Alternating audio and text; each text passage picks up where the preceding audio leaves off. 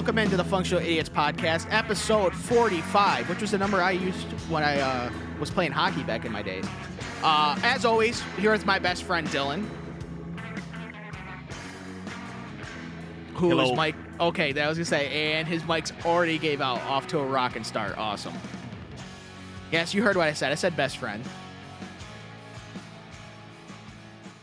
He heard that and he fucking became speechless. He doesn't know what to think now. Dylan, are you here or are you like eating ass? What's going on? Dylan's eating ass. All right, well, anyway, so episode 45. This is actually 1 year ago at this time. Me and Dylan, we were going over to see... Yeah, hold on. I was not eating ass.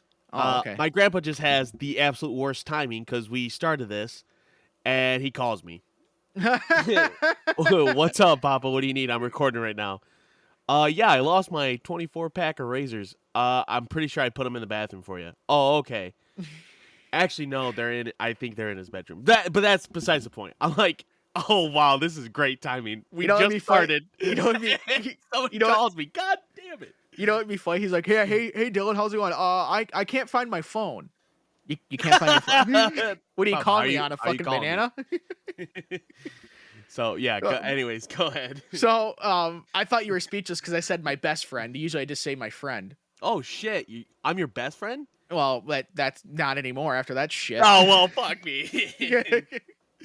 So, but 1 year ago at this time, we were on this weekend, Labor Day weekend, me and Dylan, we went over to Pine Knob Music Amphitheater over on the east side of Michigan and to go see Disturbed. And over on the way there, I think we came up with the idea of doing a podcast.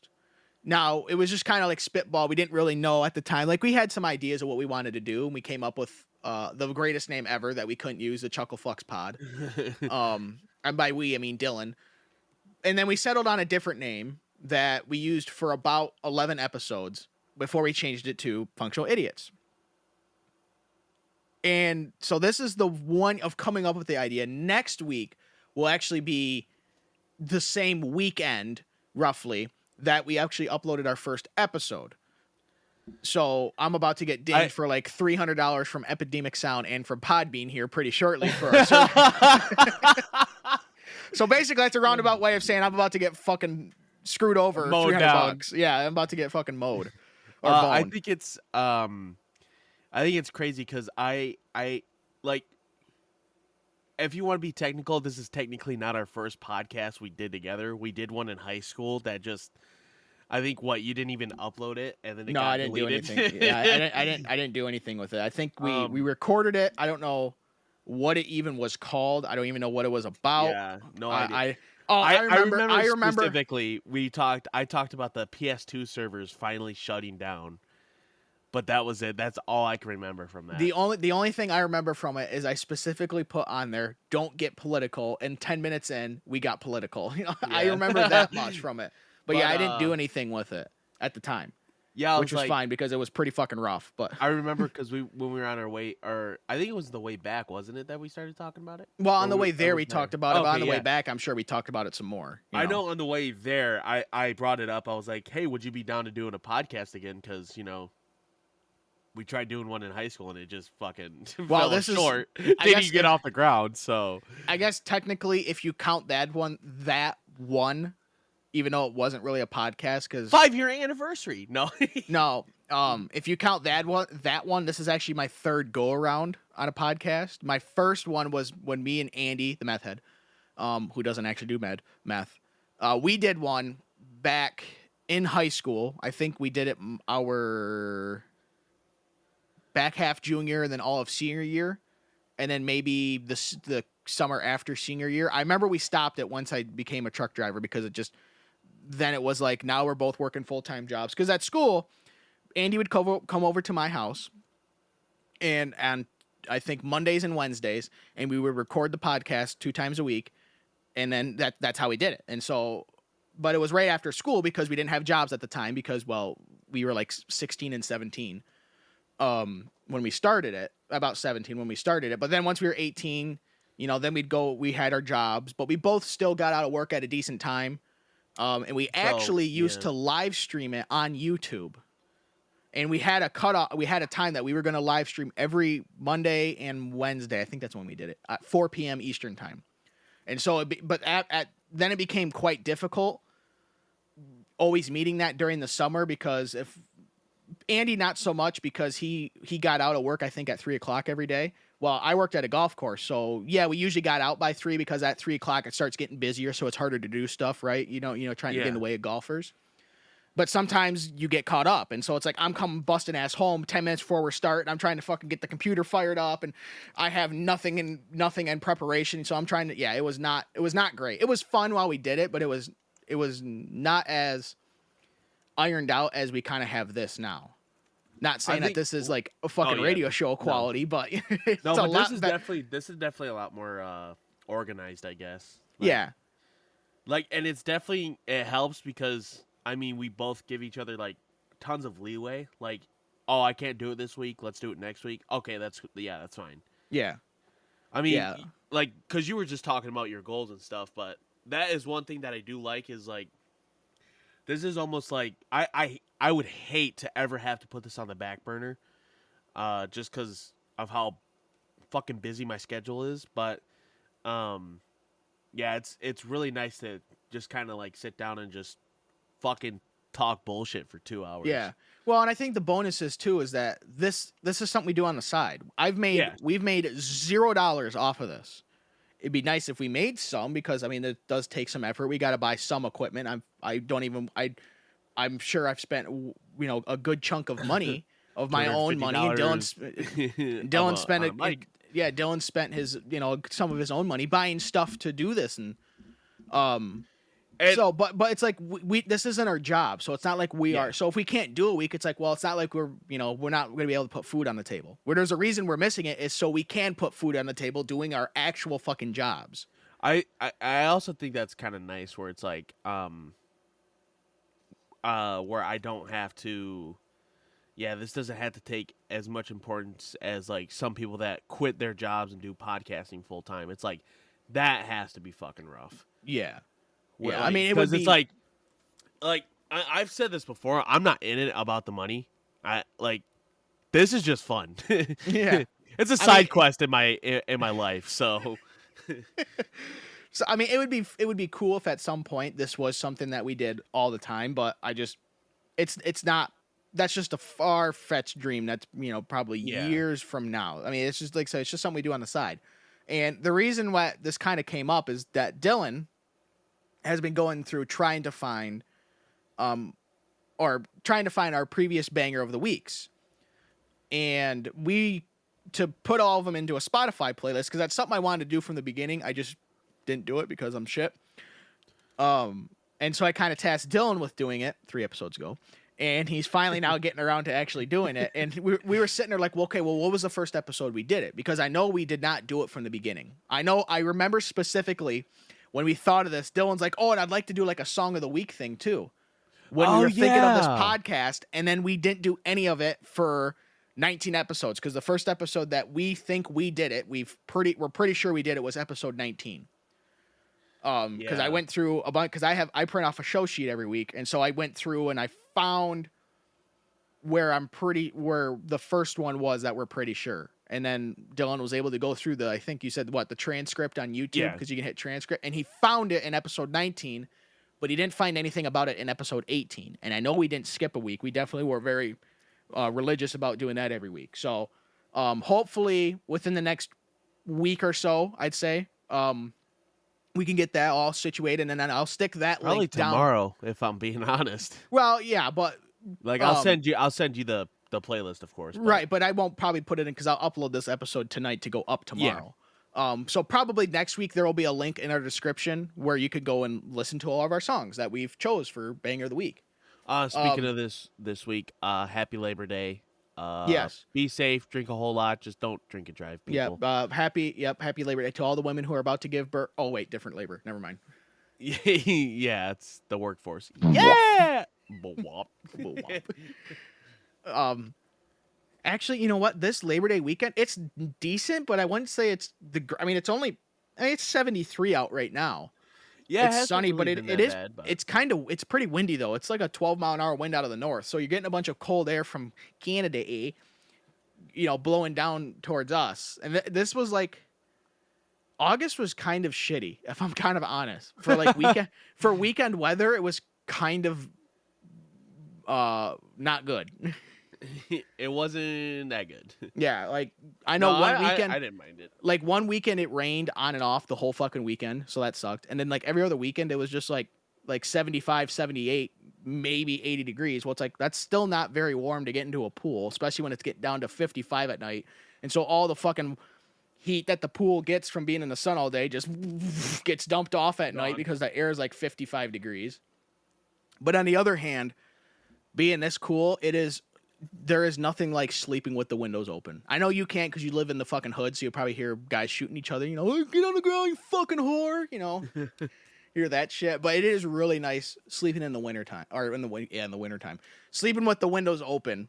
When it gets down to like 60 at night or something like that. Oh, and it only gets up to like 75, maybe 80, and it's not humid, so you can actually sit on the toilet having a shit. And you're not sweating. You're fucking sitting there and you slide off the seat because you got ass sweats coming out like nobody's business. Swass. Yeah. So that is nice. But so hopefully we'll get the Spotify playlist. I'd say at least for next, because you can update it as we go. So next week's episode 46, will for sure have it. Even if it doesn't have all the songs in there, it'll for sure be in the description as the link. Also down in the description is you can see what our handle is to follow us on Twitter. That's at Fun Idiot Show. If you do want to throw some dollars at us, I don't know why you would. You could do it on Patreon. Patreon.com/Functional Idiots Podcast. Patreon is Patreon. If you do support us on Patreon, don't do it through the iOS app. Do it through the website. Apple's a pain in the ass. If you want to send us an email, which I don't know why you would, that is functionalidiots.podcast@gmail.com. And our YouTube channel, which next Saturday, at least still as of right now, me and Andy are going to do a Functional Idiots broadcast of a MLB game. We don't know which one it'll be yet, because it all depends on which one our local Fox affiliate decides to play. But that is Functional Idiots Productions. I know, how nice of us to keep it the same from all the different ones. So I got all that. I think we got that covered. We got that covered now. And I hope you guys appreciate us not like throwing in your face to like and subscribe because it helps us out. Because sometimes that's like where you're like in the moment of a video and then all of a sudden it's like, don't forget to subscribe. How about you suck my ass? Yeah, it's for like me, it's actually really hard. I don't know why, to actually go into subscribe to a channel on YouTube. It could be a channel that I like. I watch nearly all their videos. It's just, I don't know why, just hitting the subscribe button, it's not necessarily something I just always do, if that makes sense. Yeah. But make sure you guys like and subscribe our podcast, because if not, you're assholes. No, I think the only thing, I think we've maybe said it like a couple of times, but I just put it down to the description. Make sure you like, save and review, or rate, review, or whatever the fuck. But I just put it in the description. I don't say anything about it. I think that's probably just like, That's fine, yeah. Yeah. But I mean, if you do think someone else would enjoy this podcast, share it with them. Hey, listen to this fucking stupid ass podcast with these stupid ass people, and it's pretty funny. Yeah, it's pretty funny, laughing at their stupidity because they're stupid. They're like Texas. Okay, so got that out of the way. So later, obviously, you'll hear our banger of the weeks. You'll hear, I have a couple of complaints with the NASCAR fan base. For once, it's actually not with NASCAR. I know, well, I do have a separate complaint with NASCAR, but for once I have a complaint that's not about NASCAR. It's actually the fan base of NASCAR that I just can't wrap my mind around. I know, right? The German Navy did something kind of funny when they rolled into London. And then also our Functional Idiots of the Week. And Dylan's going to give his thoughts on the upcoming NFL season, because that starts actually on Thursday, right? With Thursday Night Football. Or no, isn't there games on Tuesday or something down in like Brazil? Yes, Steelers and Eagles. Yeah, they play in like what, Sao Paulo or something like that? Yeah. Or I think they play Tuesday or maybe Wednesday. I don't remember, but I I'm know for looking it up sure right now. NBC has, because NBC has Sunday Night Football, but they always do the first game of the year, which is on Thursday night, before it goes to Amazon. So, anyways, regardless, Dylan's going to give his thoughts on the upcoming NFL season as being our in-house NFL fanboy. Oh, sorry, it's not the Steelers, it's the Packers. Okay, but it's My bad. Tuesday, right? The 3rd? Brazil, September 6th. Yes, it is Tuesday. No, that's not Tuesday. That's Thursday then. Or no, that's Friday. No, Friday. Okay, whatever. So So, the but okay, opener should regardless, be the first Thursday. game is on Thursday the 5th, because that would be Thursday Night Football, but it's going to be on NBC because NBC gets the first game of the year, unless it's on fucking Peacock, which wouldn't surprise me at all. So, but it doesn't it'll matter. be September 5th. Okay, but regardless, we'll get to that in just a minute. Yep. One thing I do want to bring up though, and it is sad. This past week on August 30th, Columbus Blue Jackets, I believe he was a star, Johnny Gaudreau, and his brother were hit and killed by a drunk driver in Philadelphia, or I'm sorry, in the Philadelphia area on Thursday night, I believe it was. Jesus Christ. The reason that they were there is because Friday was their sister's wedding. And it's terrible because Johnny Gaudreau, I mean, he got the moniker of Johnny Hockey over the Johnny Football, Johnny Manziel thing. Yeah. He then got the moniker of Johnny Hockey, and he was an American-born player from, I believe, New Jersey area, somewhere in New Jersey. But as I said, they were in Philadelphia for their sister's wedding, and they were just going on a bike ride, and it was only like 8:30 at night, so it's not dark by any means yet. Yeah, it's getting dark. It's dusk, but I wouldn't say it's like dark out, right? At 8:30, and they were going down, a country road or whatever, and this guy named Sean Higgins, he was a U.S. Army major who served in the 44th Infantry Brigade in the Middle East somewhere, I believe. And he currently, or at the time, he probably doesn't currently now anymore, he was working at a, get this, where is it at?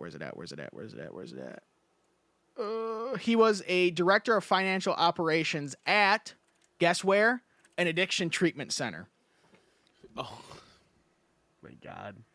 And how they got hit. So the situation of how it was is, so Johnny and his brother Matthew, who actually I believe played for the Cleveland Monsters in the AHL, they were biking down whatever country road it was, and there was two cars. There was an SUV and a sedan, and then doucher fuck here, after drinking 5 or 6 beers, right, and then immediately like, it's time to drive. So the SUV and the sedan slowed down because they saw Johnny and Matthew biking, right? So they slowed down, right? As you should. Well, drunk fuck here decided he was going to go and pass the sedan. Now, it was in a passing zone, and there was nobody coming the other way, so it was fine. Well, right as he passed the sedan, the SUV then moved over to the center of the road to then pass the bikers, right? Makes sense, give them room. Now, if you saw that, wouldn't you think you would just slow down, right? Because obviously the dude here probably didn't see the bikers, which is not surprising if there's an SUV between him and the bikers, right? The SUV, doesn't say what kind of SUV it was, but if it's even like a Ford Explorer, you're probably not going to see the bikers, all right? So we can't, I give him that he probably didn't know that there was bikers there, okay? The SUV moves over to the center of the road. Drunk fuck here decides to then pass the SUV on the right side of the road. And then hits Johnny and Matthew that are biking. Fucking idiot. Yeah. He did not leave the scene, at least. He was there when the cops showed up. But it's like, it's at 8 p.m. and he's already fucking drunk. So you already know this guy has a lot going for him. If he's already fucking canned at 8 o'clock at night. Like, well, I don't get what it is. And I don't know if he truly blew like a .08 on the breathalyzer test. Because it still says that he was arrested for alleged drunk driving. It doesn't say if he actually was under the influence of alcohol. So I don't know what he blew on the breathalyzer. But Why would you even think about passing a car on the right side of the road? I don't I don't understand that. It's just, but it Because sucks. he has alcohol in his system. Well, that I know, but it sucks because for especially the Columbus, I mean, yeah, for the Goodrow family, but this is the second time in 3 years that the Columbus Blue Jackets have had one of their players die during the offseason. Because 3 years ago on 4th of July, one of their goaltenders got killed in the fireworks accident in Novi, Michigan, which is over in the Detroit area. So this is the second time in 3 years the Columbus fan base has had to go through this. And then also now, the day before their sister's wedding, Yeah, they both get fucking ran over by a cunt bag. I just it sucks. It sucks. You know, it's why is it always the people who do good that get shafted? It's just like the like NFL players. Like there was a shit ton of them that died this year. Yeah. And, like Shit, one of them just got fucking shot in San Francisco. Like yeah, and they're like young people too. They're not like there's a few guys that are like in their 40s, yeah, but it's just like god damn, why are Yeah. And they're like it's like from accidents and shit. It's like Jesus. Yeah, but then you Christ. have the douchebags like fucking, what was his name? The guy that beat his girlfriend in the elevator. Or something like that. Shit. I can't remember his name. But yeah, anything bad happened to him? No, he's still being a fucking cunt bag walking around in life. But yeah, the guys who just minding their fucking home, going for a bike ride, get fucking. Detroit Lions CB? No, this was like 10 years ago. This happened. I think it was a Baltimore Raven. But yeah, it's just like, yeah, it's frustrating as fuck, especially, people that die from people that drive drunk. It's like, why? What the fuck? Listen, guess what? Your house is still gonna be there tomorrow, hopefully, if nothing bad happens to it. And B, you'll be alive and you won't kill anybody. I don't care how like good anybody is at. Oh well, I can drink I could drink a full Jack Daniels and still drive straight. Yeah, straight into a fucking house. The hell's wrong with you? Yeah, I get if you like after work you go to the bar and you drink a beer or two, but why are you going to the bar and getting sloshed? Okay, first of all, you can get sloshed at your own house for like half the price that you would at a bar. Maybe even a third of the price, right? Because a bar, you buy a 12-ounce, Bud Light at a bar, it's probably going to be $3. Well, you can buy a fucking 12-pack of Bud Light for like $10, maybe $12, right? It's like $1 a beer. So I understand it because you might, like, oh, I got to go out, see some friends at the bar or whatever. But it's like it's a Thursday night, so you still got to go to work the next morning, and you're getting fucking shit faced. What are you doing? What are you doing? And like I said, this was at 8:00 at night. It's not even that late, and this dude's already tossed. It's like come he's gonna on, get man. his salad tossed. Like Jesus, yeah, he's gonna get his fucking salad tossed in goddamn jail. It sucks because like for like a big, it doesn't matter even if this was like a fourth line healthy scratch player. Even take the equation of it. Somebody who was an athlete, a professional athlete. Just anytime it happens, it's just like, God damn it, man. There's an overarching problem with the world, and it's fucking sad to see like how people think in certain situations. Like I just listened to this YouTube video about this kid who was gay, and one of his best friends he fell in love with, right? And he was talking to his other best friend who was a girl who happened to date his best friend, and she was talking shit about him, like putting up some serious allegations against him. And the dude that was in love with his best friend was obviously getting pissed, which that is not a far-fetched response to something like that, right? Like if you know something's not true and you just get pissed off at the person, Right? totally understandable. Well, if I was This talking, motherfucker well, took it to. even if you do this, if I was talking to someone that you knew, like, and then they were started talking shit about you, I mean, unless they were like, yeah, Dylan's such a dumb fat ass, unless they were but like straight up talking Yeah. shit, I'd be like, no, that's not, unless that's not how he is. Yeah. Yeah, I'd get pissed too, Yeah, it's one of those things. It's just like, yeah, don't talk about people that I care about, whether best friends, family, Right. whatever. Right. So, but he took it to the next stage and fucking killed her. Yeah. For See, it. now And that's I'm like, okay, see, listen, and now here's the thing. I listened to the interview tape, and there have been times where like, people have cried, but you can tell they are not remorseful whatsoever. oh yeah, they're faking it. This kid definitely sounded remorseful for it. And I'm like, okay, and then he apologized to it. Now, granted, it wasn't like the strongest apology. He just said like the cliche shit of, "Oh, sorry, I didn't want to do this, and I regret it." Blah blah. It's like you could have done better than that if you were really remorseful about it. But, yeah, it's just like, why would you even think to do that in the first place? Like, yeah, I'm pissed off, but I'm not gonna take somebody's life for it. So Yeah, I don't know. There's just a bunch of yeah, it's just fucking fucked is what it is. Yeah, it definitely does suck. So, but all right, let's move on. I just wanted to bring that up, that how it sucks that the whole situation, Well, one last thing, because how I came about it, right? So on Friday, because this happened Thursday evening, and on Friday, I was at one of my deliveries in the Grand Rapids area, bringing back a backhaul or whatever, and I'm sitting there. I had to wait because there was somebody else in front of me. No big deal. And I just started scrolling on my phone. Like, if I have time where I'm sitting somewhere, I'll usually scroll through either the news or on Twitter to find something for the show. If I see something funny on there or a news story that I find interesting.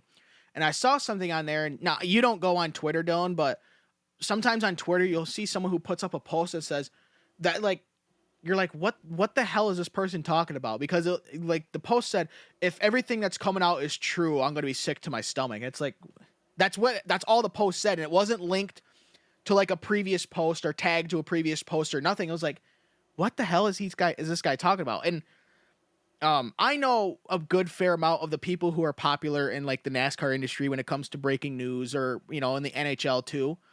But it was from someone I had never heard. And so I was like, all right. So I clicked on the tweet and I looked, and it would said something about Johnny Gaudreau being killed. And I'm like, whoa, that's fucking news to me. I'm like, that don't sound right. So I hopped on to I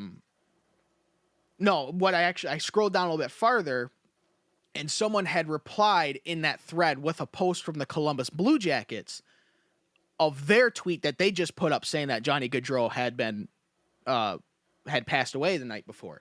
Yeah. And so I'm like, whoa. So then I went to the Columbus Blue Jackets' Twitter to make sure that guy wasn't putting up a troll. And they, like, the Blue Jackets had put it up just 10 minutes prior. Like, they had just put it up. And so I'm like, well, damn. So then I went to online to check, and I think the Columbus Dispatch, which is like their like Grand Rapids Press or the Detroit Free Press kind of deal down there, and they had a news story on it.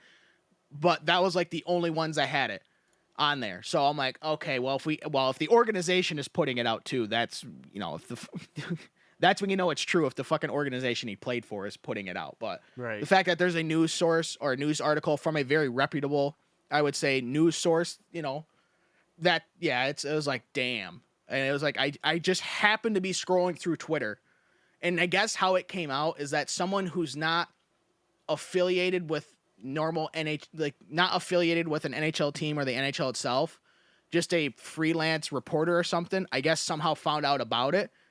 But he just said he was hearing rumors about it, and everybody's like shitting on him and stuff, like, oh, that's not right, blah, blah, this, that, or whatever, posting about it before the family or the team even knows. It's like, well, isn't that how news works?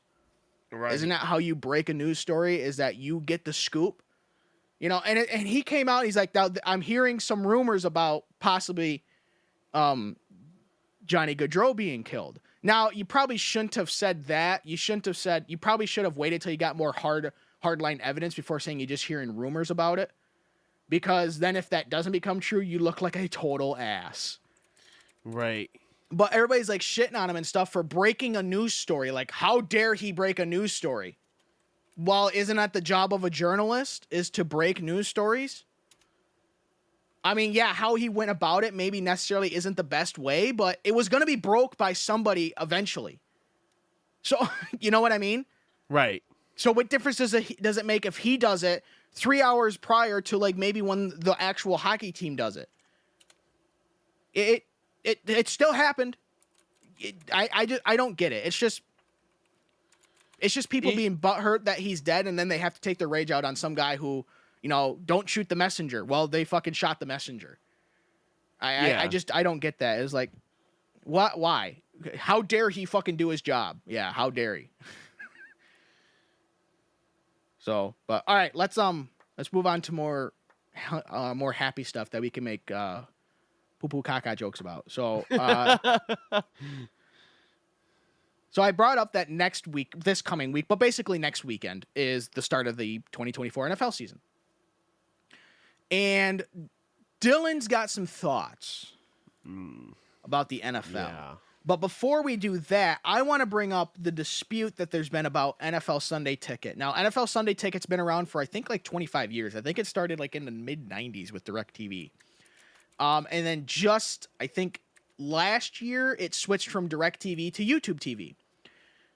And on YouTube TV, I think it's like, you can... Okay, so I got it right here. And everybody's like bitching about, well, because there was that lawsuit against NFL Sunday Ticket on DirecTV about how it was anti-competitive, or that it was under a monopoly or something like that, which I don't quite understand per se, because DirecTV is available for everybody. You know, all you need to do is, you have to pay for DirecTV to get it, but anybody can get DirecTV. You just got to put a satellite dish up. You know, like if it was on Charter or Xfinity, they're not available in every household. So that would be more of a problem. But then it went to YouTube TV. Now, I think maybe because of the lawsuit, they might have changed it, because you actually don't need to have YouTube TV to get NFL Sunday Ticket. You can buy it separately. Yep. Now, obviously, YouTube TV wants you to get YouTube TV, because, you know, they want, you know, your business the whole year, right? And so if you bundle it in with a YouTube TV subscription, then it's not if you add up the price of Sunday Ticket on YouTube TV compared to Sunday Ticket plus YouTube TV, it's a better price when you buy it as a bundle rather than if you add them up separately, if that makes sense, right? The two prices, because YouTube TV per month is $72.99. Call it $73 a month, right? And then Sunday Ticket, if you buy it just by itself, is $479 a year, right? Now that's for the whole year. Now, if you do, I'm trying to think, if you do, because you can do it in a 4-payment plan. If you do a 4-payment plan, what? It's like $93.75 a month. What is the YouTube TV Sunday Ticket thing? I was literally just looking at it. Oh, yeah, well, that's if they run the promo on it, yeah. But if you do, because they were running promos on it to where you could get it for $379 a month, but that was like back during like in the like June or something like that. But if you equate it out to 4 payments for Sunday Ticket is $119.75, right? For 4 payments, that would get you to your $479. Where if you add it plus YouTube TV, if you did the $119 plus $75 separate from the YouTube TV, $73 a month, well, that's pushing nearly $200 a month, right? Well, if you combine the two, it then goes down to $158.99 a month. So it's basically like $40 cheaper, right? If you combine YouTube TV plus Sunday Ticket, if you were to subscribe to YouTube TV with the bundle versus, you know, doing them separately, if that makes sense. Oh, yeah. So, and then everybody was bitching because then something came out about how YouTube TV, that Sunday Ticket was going to be $679.99. And I'm like, holy shit, that's like $200 more than what it was the year before. What's going on? And then if you throw in NFL Red Zone, that's another like $60, right? Or $70, excuse me. No, $60. Yeah, it goes from $680 to $740, right? Basically. Well, that's only if you buy it via, guess where? The Apple App Store, to cover the 33% fee that Apple tax onto all App Store purchases. And so because of that, YouTube then passed that 33% fee on to the consumer to cover that fee. But everybody got all pissed off. They're like, oh, look how much Sunday Ticket now is. But of course, no one actually did the research and was like, no, that's just if you do it through the Apple App Store. If you just do it through youtube.com or tv.youtube.com, not through the YouTube TV app, it's still $4.79. It's like, that's another frustrating thing. People see one thing and they're like, oh, and they run with it, right? And it's like, no, if you would read a little fucking more or just do a cunt hair of research, you would see you're an ass. Because this is actually true. You just took this one bad thing and fucking ran with it. Man, that's kind of interesting. What? Because that happens a lot. I know it happens all the time. So now I have YouTube TV because we were getting sick and tired of how much we were having to pay for cable. And the problem is like, yeah, you'd have, whatever cable company, Cox, Charter, Xfinity, Dish, whatever it is, and you'd have like over 200 channels, right? But how many of those channels would you actually watch? Probably maybe 10 to 12, right? That you would consistently watch. Be it like, if you watch NBC or Fox or ABC, your local stations, but you could get those with an antenna, right? You can go to Best Buy, buy a $30 digital antenna, stick it up, and you'd get your local affiliates from wherever. But maybe like the Discovery Channel or ESPN or, TNT, if you like watching baseball or basketball or even hockey, right? Or, all that stuff. So, YouTube TV, when we actually first got it, it was $65 a month, and then they upped it to $73, which is still not bad. And you get like 100 plus channels. Dude, there's channels on YouTube TV I've never watched, but it has all the main channels that we watch. Now, this isn't an ad for YouTube TV at all, because it's just not. I'm just saying that's why we got it, because we were getting sick and tired of paying $160 a month just for cable. That wasn't including internet. That was just the cable bill. It was like $160 a month. Jesus Christ. Yeah, so it's like, no, how about we just go to this? We get all the channels that we'd like, that we want, except 2 of them, and it's half the price. Yeah, I like the Detroit Red Wings, but that's not worth an extra $80 a month to watch them on insert cable company here versus YouTube TV. So for me, that's the only channel we don't have as Bally Sports Detroit, right? The regional sports networks. That's the only channel we don't have on YouTube TV that I wish we did have, so I could watch Red Wings games and stuff like that. But it's not worth me paying. It's not worth the extra $80 a month, in my opinion, just to watch the Red Wings. Even if they were winning all 82 games of the year, still not worth $80 a month.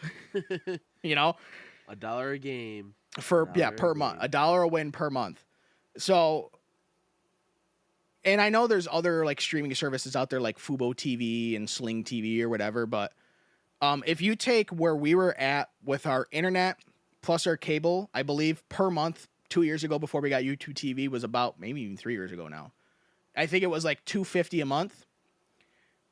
Now with our internet, and we actually upped our internet from 500 to a gigabyte where we live, and then plus YouTube TV, we're at $1.70, so nearly $100 cheaper per month. And it has not gone, the internet hasn't gone up, and YouTube TV only has gone up once. Versus cable, it would go up like every 3 months. They would fucking go up like, $1 here, $1 here, $1 here, $1 here. And everybody, the one thing that frustrates me is everyone bitches about, the goddamn cable companies, now I can't watch the NFL on Fox because they're having a pissing match, of who and so is having a pissing match with, Fox Corp. That's because Fox is asking too much fucking money. It's not the cable company's fault. They don't want to raise their prices because they know raising their prices will make people cut the cord. They'll be cord cutters, right? Now they're bringing in less revenue. It's a total misconception. People like, a goddamn cable company screw me over. It's not their fault. It's these fucking channels that are asking a ludicrous amount of money from these cable companies. Well, the cable companies got to make money too, right? Because if they don't, guess what? You're not going to have any cable TV then, because they're going to go out of business. So they got to raise their rates. It's annoying. So it's like, when they have a pissing match, don't get pissed off at Charter or Xfinity. Get pissed off at fucking Disney, those cocksuckers down in Florida. They make enough goddamn money through all their other bullshit. You know, get pissed off at NBC, Comcast. Get pissed off at Fox. Get pissed off at those assholes asking too much fucking money. Get fucking pissed off at them. Don't get pissed off at the cable company. So, but I just wanted to bring up the Sunday ticket thing. That the outrage over NFL Sunday ticket was stupid. And I mean, yeah, is $479 a year for Sunday ticket a lot? It is. I'm not going to dispute that. It is. But if you don't like it, then don't buy it. You know, no one's forcing you to buy Sunday ticket.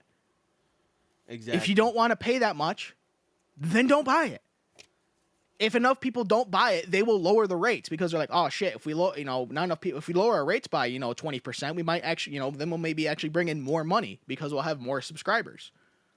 I don't get the point of it, and the other thing that's funny too. Okay, how much do you think it is for does the Lions use Ticketmaster? Yes, I believe they do. Okay, can you do me a hot favor, please? You sexy bitch. Go to Ticketmaster. Just pick any Lions game. Don't pick like a against the Green Bay Packers because that's going to be like a high dollar game, or the Dallas Cowboys. Pick a game versus like the fucking Jaguars or some shit. I think they play the Jaguars, or like a horse's ass team, right? And just tell me what. So the Cardinals. Yeah, the Cardinals will be a good one. Okay, and tell me what's the cheapest ticket right now to go see a Lions game at Ford Field, if you were to buy a ticket right now. It's a resale ticket, a verified resale ticket. Yeah, that's fine. $88. Okay, so plus your fees and tax on profit, it's gonna be close to $100 for one ticket. Yeah, 2 tickets is $176. Yeah, so, I mean, yeah, but then plus you're gonna pay $30. Yeah, you're gonna pay $30-$40 for parking. You're gonna probably buy food or beer at the game. You're gonna probably for 2 people, you're gonna have. If we went over there paying plus gas, driving over to Detroit and back, you're probably going to wrap up about $400 in it for 2 people. Right here, it breaks it down. Price and fees. Short portion of the ticket is Ticketmaster.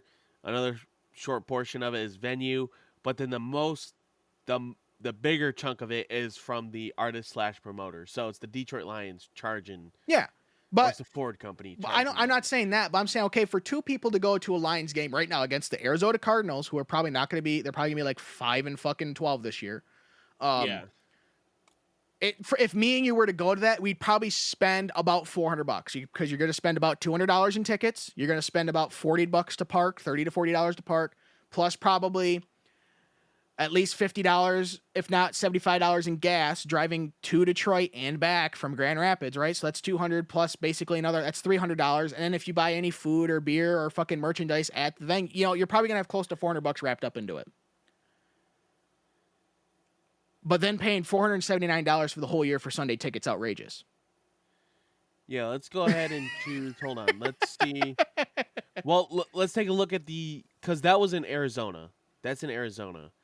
Okay, whatever. But you can't do like the first 2 because those are playoff rematch games. Like the Detroit Lions versus the Los Angeles Rams. I don't even think you can get fucking tickets anymore. No, you probably could get resale tickets. Lowest price, $225. Yeah, you could get resale tickets probably. I'm sure that game's probably going to be sold out. Let's see. Tampa Bay Buccaneers. Lowest price for them, $220. Well, that's because they're, like I said, they're playoff rematch games. Okay, here we go. Here's one. Let's see. Let's go Here's one right here. Okay, this is against the Tennessee Titans. The Tennessee fucking Titans on October 27th, a 1 p.m. game, not even a primetime game. The cheapest ticket right now is a verified resale, $249. Dang, Christ. For a verified resale ticket. Okay, let's try another. Here we go. Jacksonville Jaguars, November 17th, 1 p.m. game, not in prime time. Cheapest ticket, $235.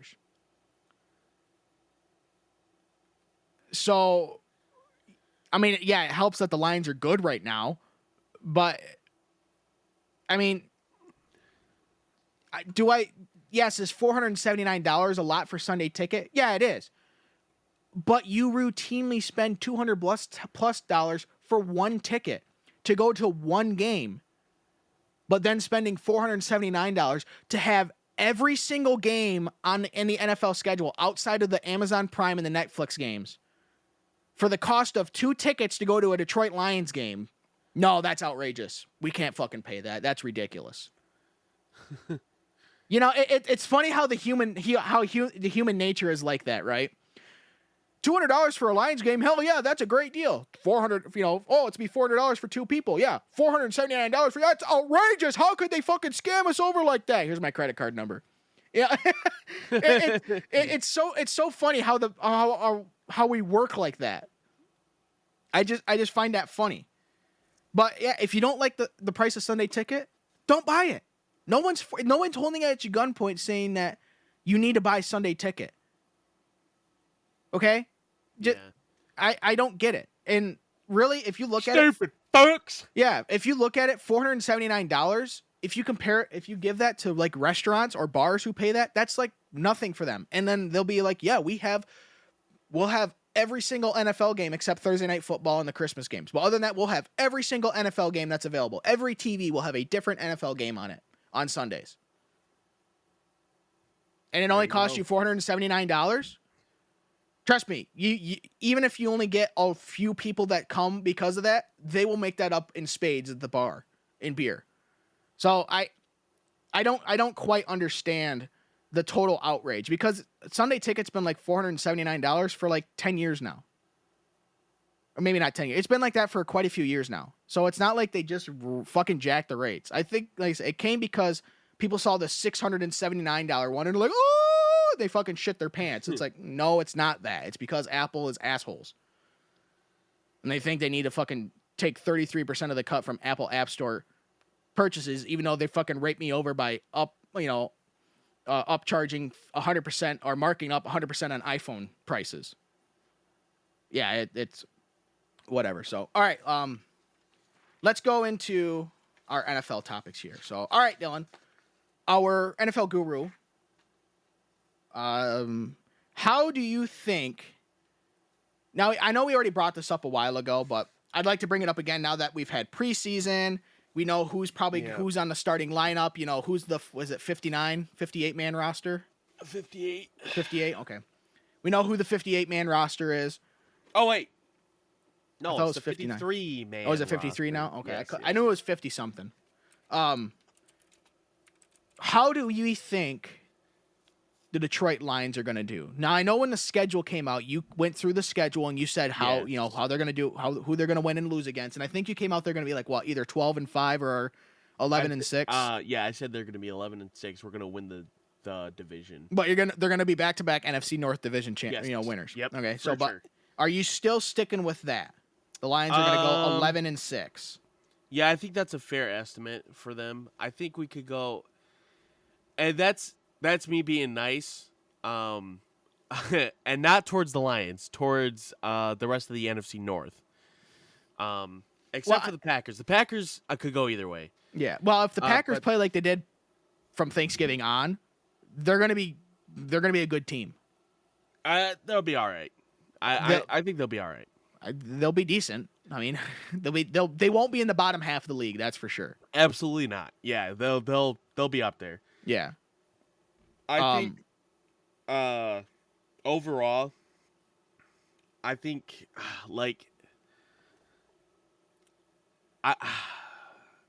Caleb Williams has a big head. I think for especially being his first year in the NFL, he says that he doesn't get nervous and that he told the fucking kicker, he goes, "Yeah, you probably won't ever have to punt when I'm in there." And it's like, damn, that's pretty ballsy to say that. That is pretty fucking ballsy.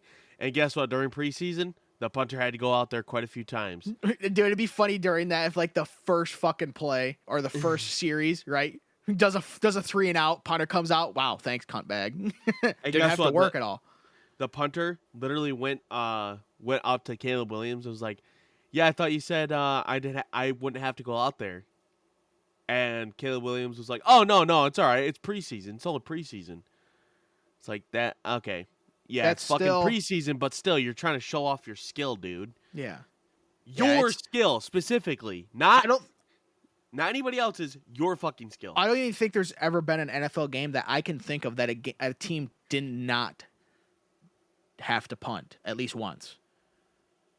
To go down and score on every drive, assuming you don't intercept or fumble the ball, is fucking ludicrous.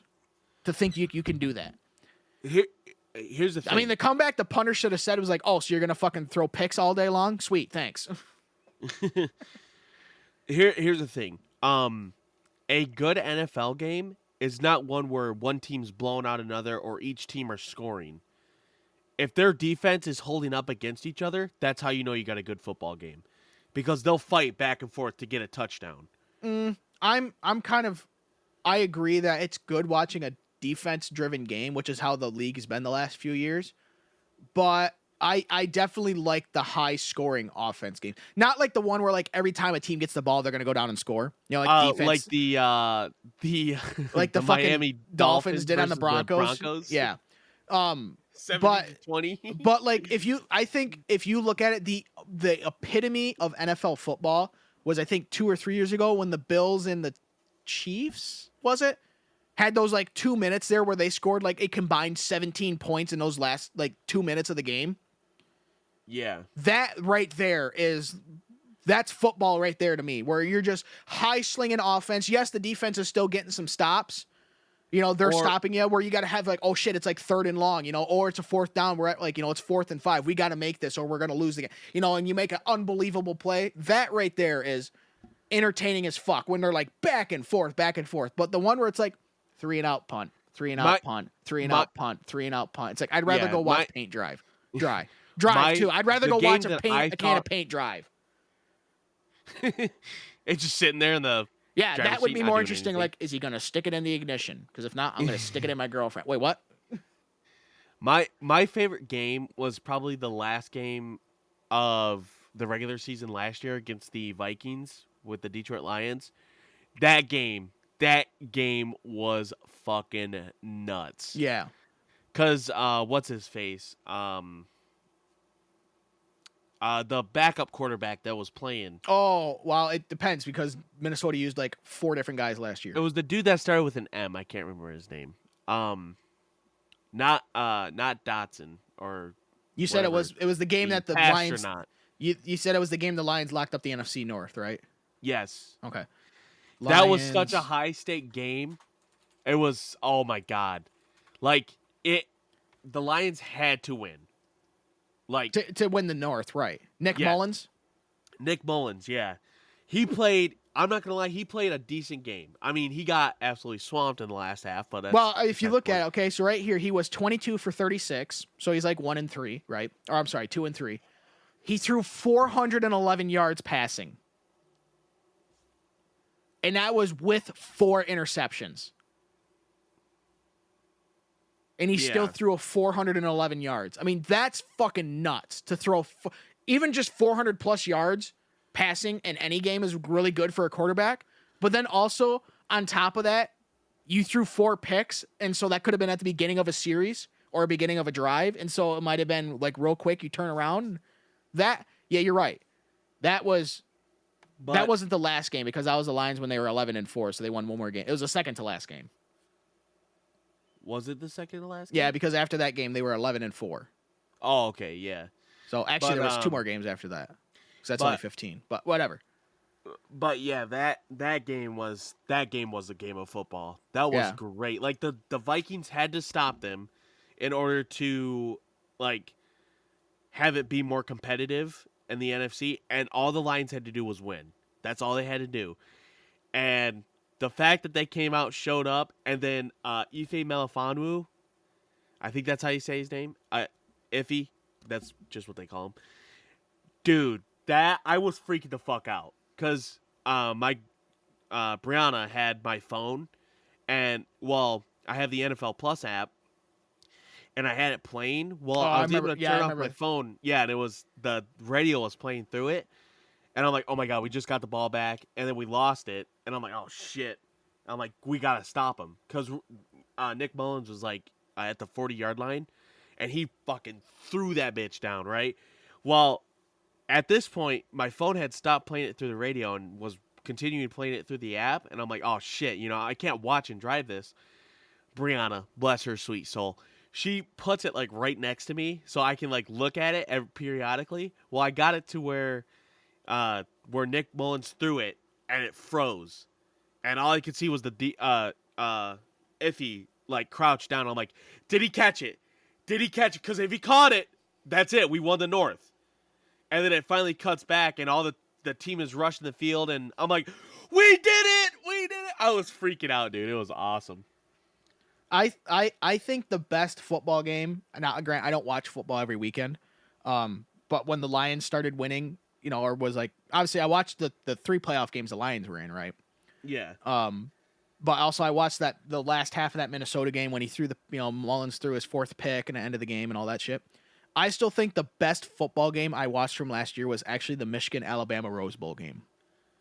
That was some incredible fucking football that was played. I didn't get to watch that. That was good because it was at first. I mean, there was some good scoring at the beginning. Like Michigan went down, I think, on their first drive, first fucking play. JJ McCarthy threw a pick, but thankfully the Alabama guy stepped out of bounds before he jumped up and caught the ball, so he was ineligible to play the ball. So Michigan got lucky out of that, and I think they may have scored on their first drive or they punted, but then they got the ball after that because Alabama like fumbled it or threw a pick or whatever. Like Michigan went down and like scored like quite a few points, but then they kind of laid off, and then Alabama came back and scored some points. It's like, oh shit, now they're back in the game, and then Michigan went down and scored, and they was kind of back and forth, and then it went to overtime, and then we had I think his name was Blake Corum, who's like a cheat code. You give him the ball, you're getting like 5 yards every time, guaranteed. He's like a fucking cheat code, right? He went down and he scored a touchdown in overtime. Okay. And then Alabama gets their turn and they have to get a touchdown to, give Michigan another, to stay alive. Right. And then they're on like 4th and goal or 4th and 2. And we have a double back-to-back, timeout. Michigan took their timeout, and then Alabama took their timeout of the overtime. And then they come back, and then Alabama, out of all that time, decided that a QB sneak was a good idea, and Michigan sniffed it out, stopped it, and it was great. I was fucking hooting and hollering in my truck because it was on a Monday night, and I was like, yeah, fucking get wrecked, goddamn Alabama, fuck you, Crimson Tide, shit like that. But overall, that game was better than the Michigan Washington game. Not saying that was a bad game either, but the Michigan Alabama game, because that was arguably 2 out of the 3 best teams in college football going fucking toe to toe. I mean, if you just match it up, Alabama, the dynasty that they had under Nick Saban, and then here comes Michigan, undefeated, 13-0 at this time. Most likely by this point, the rumors that Jim Harbaugh was going to go to the NFL.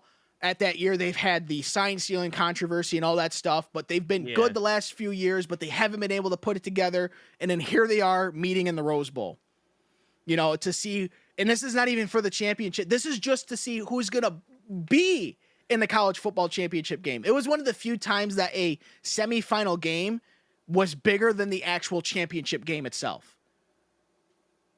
I mean, think about it. If you had Tom Brady when he was still with the Patriots were on their best, and they had to go up against Patrick Mahomes and the Chiefs right now, and it was just to get to the Super Bowl.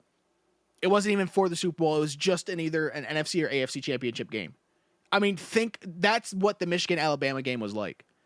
Now, am I partial because Michigan won? I'm a Michigan fan. Yeah, go blue, fucker. Yeah, you damn right I am. But still, regardless, it was a really good fucking game because it had those times where it's like, yeah, we're the best fucking team. And then you have those other times like, God, we fucking suck. Why the hell are we even here? You goddamn bastards. Why you keep running the ball? It hasn't worked the last 5 plays, you fucking dumb shits. Right. That's what I think a good football game is that you have the elation of shit happening. You're like, yeah, we're the best team ever. And then you have the like, God, why the fuck are we don't even deserve to be out there. We suck, and then it comes out, holy shit, we won, like that type of shit. It's just the highs and the lows of going through the game, right? Getting frustrated because your team's not doing something, and then they do something. It's like, yeah, then they back. That's what makes a football game fun for me is when you have that type of game. Rather than just going in and just steamrolling somebody like the Dolphins and the Broncos. I think what really, especially last year, what really like got me like really back into football was just the possibility of us doing good. And when we beat the Chiefs, I was like, oh my God, we're Yeah. not that bad. The possibility then- of the Lions finally not being for once. Well, and it's crazy because after that, like there was NFL on Fox posted a question and it showed like the entire playoff team, right? Or all the playoff teams. Yeah. And like who do you think is not going to make it this year that should have made it last year and they did or whatever? Something like that. And a bunch of people were like, "Oh, the Browns shouldn't have been there. The Buccaneers shouldn't have been there. Blah blah blah."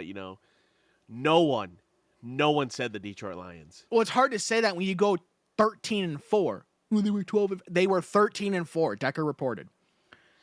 It's And hard to it's say like- It's hard to say that the Lions backdoored their way into the fucking NFC North or to the playoffs.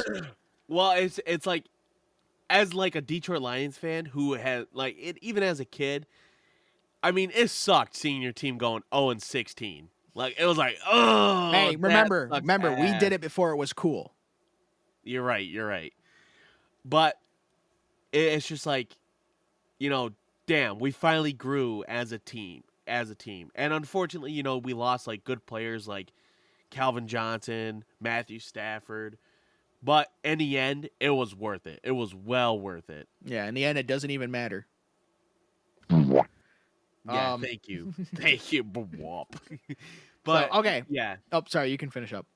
But yeah, it was just like, damn, finally, and just seeing how the Detroit Lions have progressed throughout the 3 years that they've built up their team and stuff like that. It's really, really like satisfying to see like, finally, Detroit isn't a poverty team.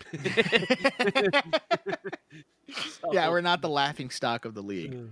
All right. Yeah, the okay. Carolina Pussycats are now. No, as I called them, the Charlotte Panthers. That's Yeah, what they are. the They're the Charlotte Charlotte Panthers. Okay, overall, how do you think the NFC North will fare overall? Now, I think we've we'll do already good. said that if the Packers play like they basically did from Thanksgiving on last year, they're going to be a fairly decent team. They're not going to be in the bottom half of the league, right? Yeah. So obviously Detroit Lions are going to do really well. I think, in all honesty, so are the Packers. The Packers are going to do pretty good. So you have let's go. So you have the Lions winning the division at Yep. 11-5. I'm sorry, 11-6. Second, Packers are going to be 10-6 or 10-7. So they're going to be just behind Detroit. Yep. So it's going to be a battle all the way to week 18 to see who's going to win the North. Yes. Okay. For sure. And then I'm going to have the Bears over the Vikings. Really? Yes. Okay, what do you think the Bears and the Vikings are going to do? So I think the Bears are going to be probably 9-8. Not even. I'll go 8 and I'll do 8-9. I'll do 8-9. Okay. Bears, we can and have then- ties. That is allowed. Yeah. Okay, I'm just saying. Yeah. Okay, and the Vikings, you 8-9. say? And then the Vikings are going to be 7-10. Okay, so still overall, the division's going to be fairly competitive. I think it's because both the Vikings and the Bears did decent in the draft and or off season. Yeah, but the Vikings won't have J.J. McCarthy because he tore his ACL. I think it was, wasn't it? Or his Achilles, meniscus. That's what it was. Meniscus. Yeah, meniscus. He had to get meniscus surgery. Yeah, so he's not. Yes, he's out for the year. That is the reason why the Vikings are going to be last is because Yeah. they don't have their star quarterback. Mhm. But the Bears, if they do it right, Did they while draft Caleb that? Williams, I don't think Because they had the first overall because they had Carolina's pick. I'm Yeah. sorry, Charlotte. You had Charlotte's pick. So did they take that quarterback first overall? Caleb Williams. Yeah. Yeah. Okay. So they shit can Justin Fields basically, Yes. which I think is a mistake. But honest to God, yes, it is. okay. I would have kept Justin Fields and probably drafted Caleb Williams and then get Rome. I think that's Rome or something. I don't like even. that. If I was the Bears, I wouldn't even have drafted Caleb Williams. You have a quarterback. The problem is, you're asking him to work with fucking shit, but then somehow make cupcakes out of it. But here's the thing: the Bears isn't a good organization because they would rather take a rookie quarterback over paying. Because look at who they have. That's true. They have Rome. I forgot his name. The rookie Rome. Austin Eckler. Was he drafted this year? DJ Moore. And all of those guys are going to, DJ Moore and Austin Eckler are going to be asking for a big payday. And then they have DeAndre Swift, who, I mean, is all right. Not my first pick as a running back, but he's not bad. Rome Odunze? Yes. Odunze, okay. Who it looks like he's going to be a good wide receiver. Yeah, he was picked 9th overall. They have weapons.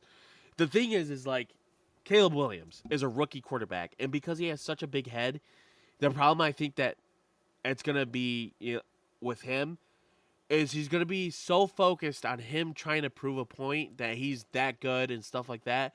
He's going to fuck it for everybody else. And people are going to get pissed. Yeah. But the problem is because you have so many new players. It's the same issue with Detroit. In the first year, Detroit got Jared Goff. Because they're trying to figure out how they mesh. How good they mesh. And because the Bears can't pull out of their heads out of their asses being like, all right, guys, we got to, keep our quarterback and build an offense around him so it will, work.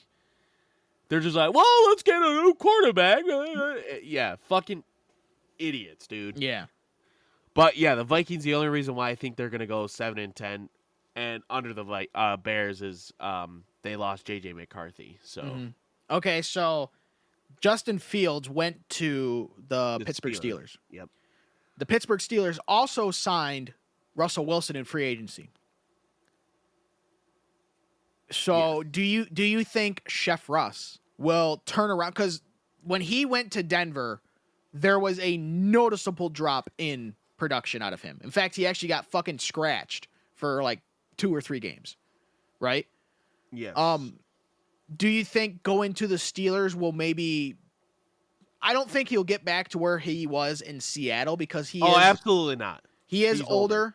But do you think he still has some good... He's 35 right now. He'll be 36 halfway through the season. So do you think that he will maybe at least produce more than what he was in Denver? Or I think there is a strong possibility that he will. I just think by week 3 or 4, if he's not producing the way that Pittsburgh wants him to, they'll put Justin Fields in for sure. Okay. I think he has probably 3 or 4 games to prove himself to be a reliable veteran QB. While Justin Fields is no stranger to the NFL. I mean this is his 5th year, so it's it's like, well, see, Justin Fields doesn't really need a veteran QB to show him, oh yeah, this is how it's done. When you have a coach, that's what's his name? Mike Tomlin. Mike Tomlin, yeah. Yeah, if you have a coach like Mike Tomlin who knows how to fucking get the ball going, Justin Fields should have no problem. The biggest point that my cousin Tim brought up was that the Steelers don't have a good O-line. Which is true. I mean, they don't have that good of an O-line. But somehow, some way, when you have, Justin Fields, who's used to not having a good O-line, get put back in that situation, but they have a better coaching staff behind him, he'll do all right. He'll do good. Yeah. Okay, so shit. Here is some stats for you. I almost had it, but then I hit the wrong. Okay, so Justin Fields has a completion percentage of 60.3%. Okay. Not bad, but not good either. Now I wouldn't say it's not. I would say it's good enough because if you look at it, okay, he's at 60.3%. Jared Goff is at 64.7%. Okay. Now I would not say Jared Goff is into the super elite, Peyton Manning, Joe Montana, Brett Favre quarterback echelon, right? Tom Brady had a completion percentage of 64.3% in his career. Peyton Manning was 65.3. Joe Montana was 63.2%. Brett Favre was 62%. It's spelt Favre, okay? And the V is before the R. It's Favre. And Aaron Rodgers is at 65.3%. So I wouldn't say Justin Fields is bad. Yeah, he's at 60%, but it's not like he's at 50. I mean, he's just, and I would equate most of that is because what the fuck did he have to work with in Chicago? Yeah. You know, if Right. you throw absolute dimes at your fucking wide Well, he receivers and only tight had. ends, This is the thing. This is the problem with Chicago. You have a rushing QB, right? And then you get a running back like David Montgomery, who is a great running back. You know, so give him the ball. But that's the thing. If you have a running back, quarterback pretty much, you don't need a running back. You have Yeah. him. yeah, It's the Lamar same thing- Jackson is Yeah, a look at Lamar quarterback Jackson. and a running back. He's Here's both the- backs. The only And- thing he's not is a nickel back. It's the same issue that the Raven. You better fucking play it. I did. Womp. Hey, maybe he wants to be a rock star. The fucking A. He wasn't You a know, wise maybe he man. maybe he just needs to take a look at this photograph. Mm-hmm. He never was a wise man. Could cut it as a poor man stealing though.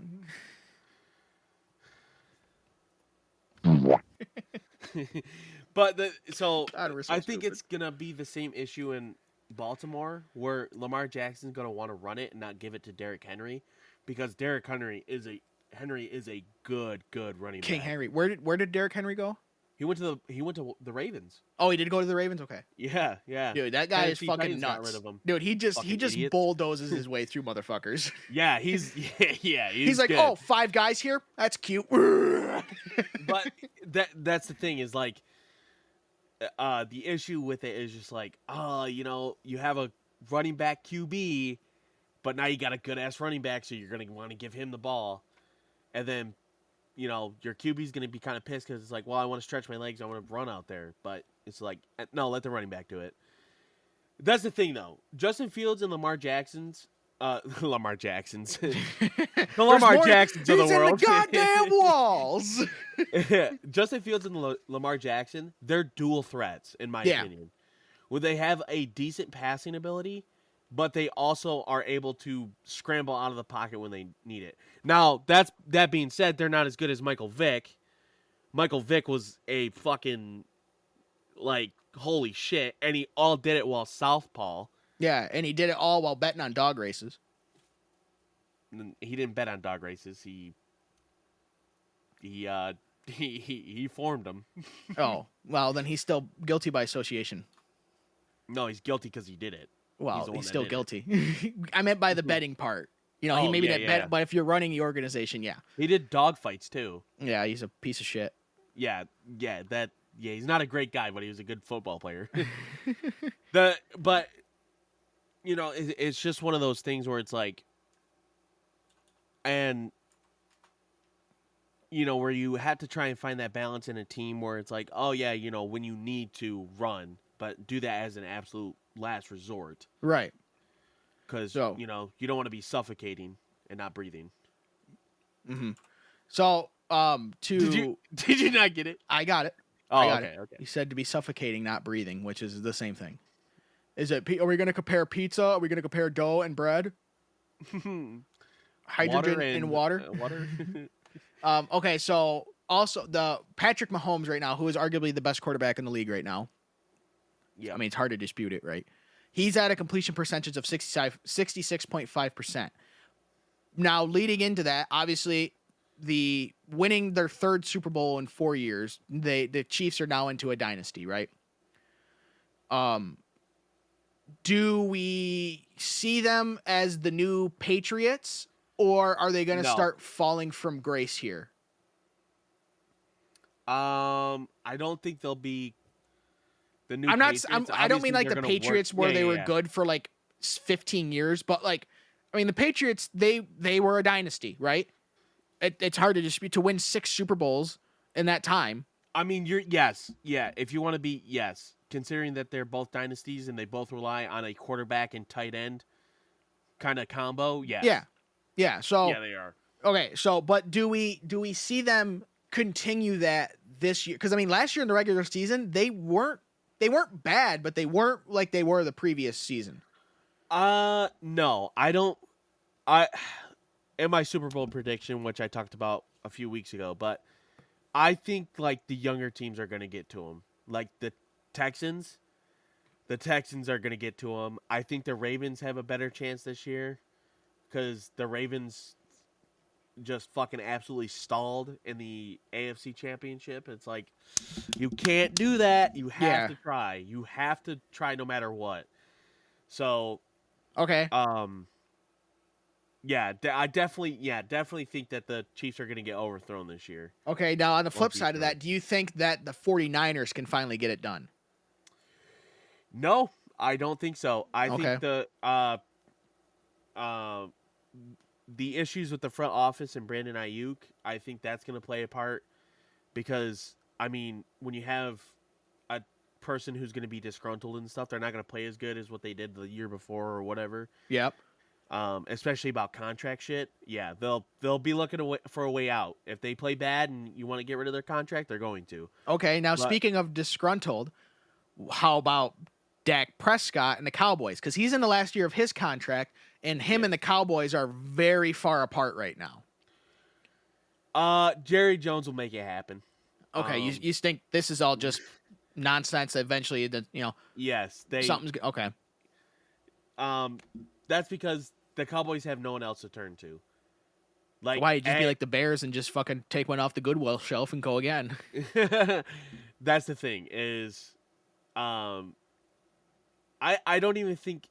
Okay, I fucking hate the Cowboys. All right, with a burning passion. I think it's funny how they're America's team, yet they're probably the most hated team in America. Yeah, it's funny because everybody was like, Detroit Lions are America's team, and it's like, you know what, we'll take that. I'm not even saying just that. I'm just saying a lot of people fucking hate the Cowboys. But yeah, the thing is like, and it's not due. It's due to the shady shit that they're forced to do. Like the players, if you take the players at face value in the Cowboys, they are very good. Oh yeah, if you look at what is it, Dak Prescott.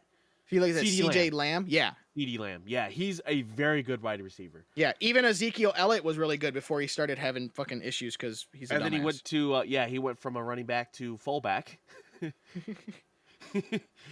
But Dak Prescott is not too shabby of a quarterback. It's just the Cowboys organization as a whole gets a big head. And they are always first round in a fan base. Oh my god, the fucking fan base is just fucking.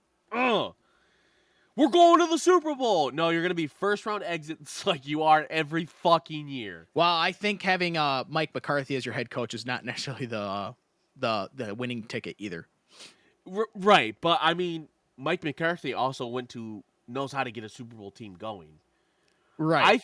I think the main But when he did that, he had Jerry Jones as owner and general manager. Get somebody else to do it, old man. Yeah. I think mostly it's not that Mike McCarthy got it, it's because he had Aaron Rodgers. Aaron Rodgers and he had a Super Bowl win. Yeah. So I think that's mostly why. Yeah. So I saw a comment and I really, really like it. It says that Jerry Jones will never win a Super Bowl because he's not in the Super Bowl business. He's just in the business. He's in the I'm making money business. Yeah. And I'm like, that's the problem. Yeah. Is you're going to let go of good players because... Yeah, but the problem is when they fucking sell 90,000 tickets every home game, why? Why would you? You know what I mean? My Cowboys are going to do it this year. No, yeah, you got the fucking... No, they're not. You got the fan base drinking the Kool-Aid. You know? They're like the new Detroit Lions, except better. Okay, they're like the new old Detroit Lions, except better. Yeah. Okay, so I was gonna bring this up before, but then you brought up when I brought up the 49ers, and then you brought up the disgruntled player, and so that's why I wanted to bring up Dak Prescott. But okay, obviously don't think neither the Chiefs nor the 49ers are going to be in the Super Bowl this year. I'm sorry. Nope. This year, okay? So who do you think will be in the Super Bowl? Okay, this year. Who do you think? Not who you want, but who do you think? I if I'm being totally honest with what I think, the Detroit Lions will either way go to the Super Bowl. Not because I like them, but statistically speaking, they should make it to the Super Bowl. Okay. Now let's take to get rid of the supposed bias. Let's take you can't choose the Lions. So who of the other 29 teams, because you don't think of the Chiefs or the 49ers, what two of the other 29 teams do you think will be in the Super Bowl? For the AFC, definitely the Ravens. If not the Ravens, I could see that. Then maybe the Bills.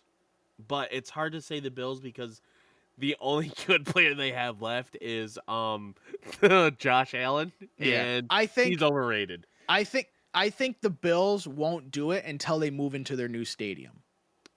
Because moving into a new stadium, because they're still playing at, was it Highmark, right? They're building a new stadium right next door. But whenever a team moves into a new stadium, a lot of times they might have a little uptick in performance because it's like you feel good, you're in a new house, you got a new barn, whatever it is, you got, a new weight room, new locker room, everything's new, right? New and polished. You might even get some players that will come to your organization because you have a new stadium, you have a new practice facility or whatever it is, right? So and I don't think that won't happen for another 2 years before they'll move in. So you're saying probably the Ravens for the AFC. Yep. Okay, NFC, you've said Lions, but to take the bias out of it, besides the Lions or the 49ers, who do you think will be the NFC team? The only other logical answer to that would be the Eagles. Yeah, if they get rid of their high school style offense, I could see it, but they play a high school fucking offense. They do. I mean, look at them. They were good the first half of the year, first 2/3 of the year, but then teams figured out, oh wait, if we just do this one fucking thing, because their game plan is stupid and like a 10th grade fucking JV football game plan, they suck. And guess what? Teams did that. They sucked, right? It wasn't hard to stop them once you figured it out. They had a terrible offense. It was so stupid and so simple that it fooled everyone the first 2/3 of the year. Because it was so simple. The problem is it was too fucking simple that once they figured it out, they were trash. And I think Jalen Hurts is overrated. Yes. I mean, other than the Philly tush push, which I think it's dumb. People are like, we need to get rid of it. Why? Because they figured it out? You know what? I'll take it back. Not the Eagles, but definitely the Rams. The Rams I could see being a big contender too. I think because they came on pretty strong the last half of last year. But let's go over the NFC teams. Like, I mean, you have San Francisco, who I think is going to fall short. The Dallas Cowboys are first-round exits all the time. Got to take out the Lions due to the bias. The Saints suck. The Bears aren't going to do it because they have a brand new team, basically. Every year they do. Yeah, pretty much. Eagles are just the Eagles. The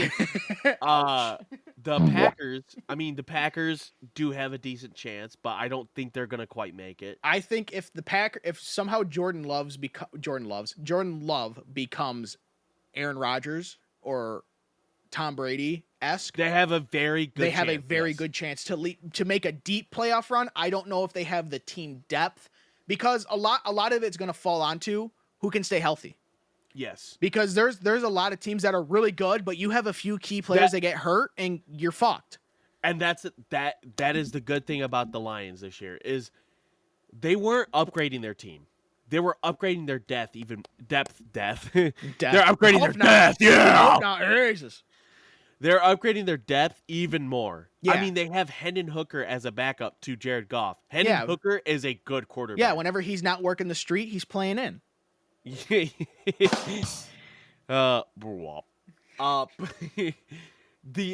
Seattle Seahawks. Are you trying to have sex with me?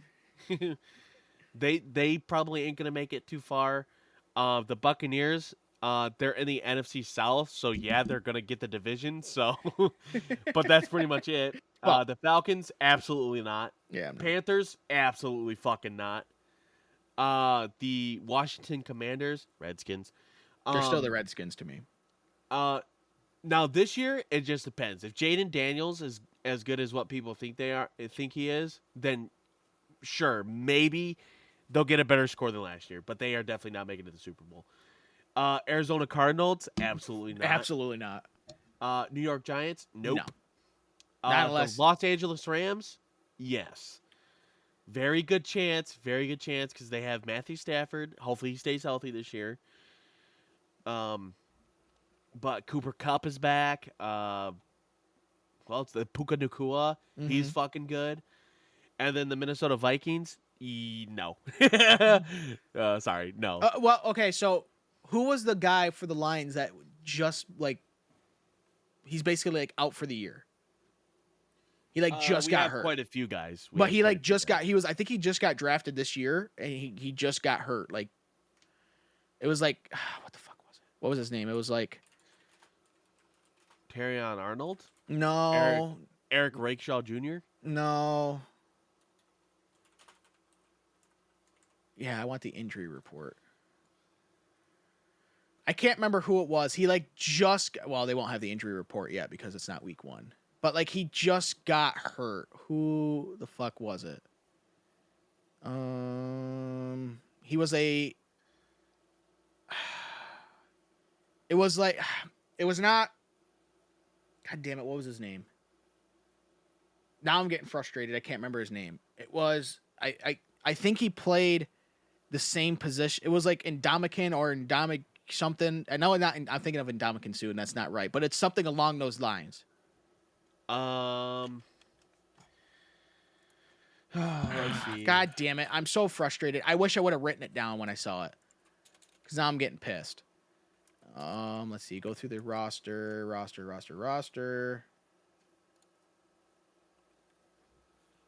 I think he just got drafted this year, or maybe last year he got drafted. His last name might start with a P. John Kaminsky. He's out for the year, I believe. Broderick Martin. He's on injured reserve. Emmanuel Mosley. This motherfucker can't stay in to save his life. Sam Laporta. No, it wasn't him. Questionable. Okay, it does. If I can't find it, maybe he played for a different team, but I could have sworn it was a Lions, like rookie defensive end or something like that. Or I can't remember. But all right, here's Liz. No, let's not. Fuck off. Fuck off, Liz. So if we were to switch over to the American Conference, just running through these teams real quick. Buffalo Bills. Sure, maybe half and half. Miami Dolphins, maybe. We're gonna call the Buffalo Bills the Coffee Mate Team of the Year. Coffee Mate team. Because they're half and half. Yeah, they're half and half. They're half in, half out. Miami Dolphins might get to the playoffs. I think they're close because they made some decent moves. As long as they keep Jalen Tagovailoa is their quarterback, right? Fuck. Is it? Yeah, it's Tua Tagovailoa. I say Tua turn the ball over, but but it's Tua Tagovailoa. I think is how you say it. He's not a bad quarterback. I know he's had some issues with concussions, but if he gets rolling, he's not bad. Yeah, he's not bad. The Patriots probably never see another Super Bowl ever again for the next 50 years. Good. New York Jets, nope. Okay. How many plays this year does Aaron Rodgers make it before he gets hurt? 2.5. Ouch.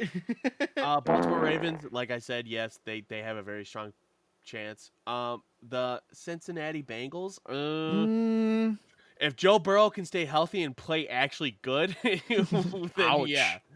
The Browns, absolutely not. The Steelers are going to somehow scrape by like they do every year and get into the play. I think every year that Mike Tomlin's been their head coach, they've had a winning record.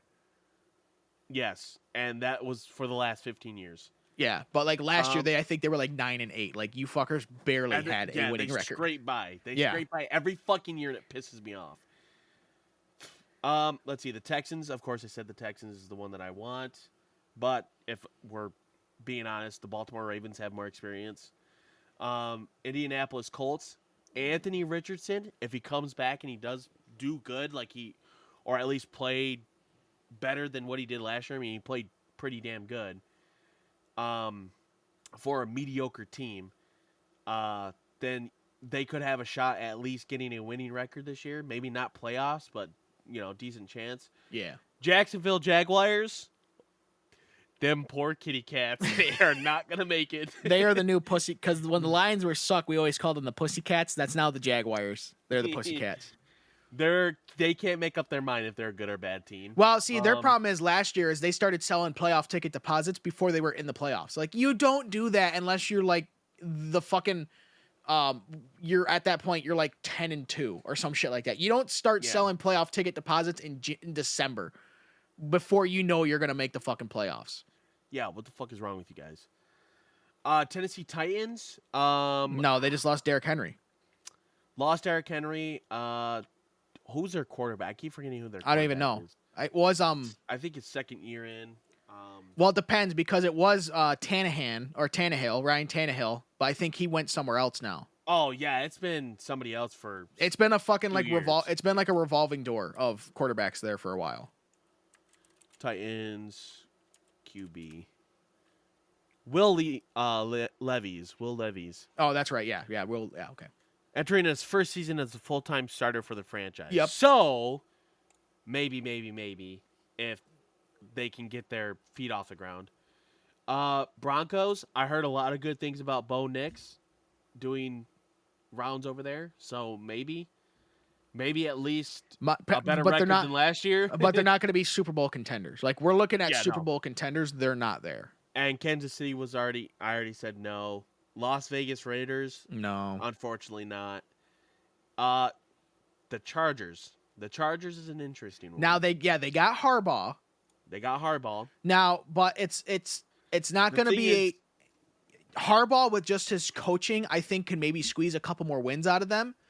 Yes. But if they can have Justin Herbert play absolutely, get Justin Herbert to the caliber he can be. Yeah, I think he's an underrated quarterback. The problem is he plays for the Chargers. You know. Yes. I think so. The weird situation about like the Chargers is, they got a new coaching staff. A lot of their fans are back in San Diego because that's where they're from. Yeah, they're the San Diego Chargers. Like, so many people want them to go back to San Diego because they have a fan base now. They have Justin Herbert. They could have a winning season finally. Yeah. The problem is if you look at home games for the Chargers, they're the Los Angeles Chargers, but really they're the visiting team Chargers because there's a lot more people from the opposing team at their home games than their actual fans. Yes.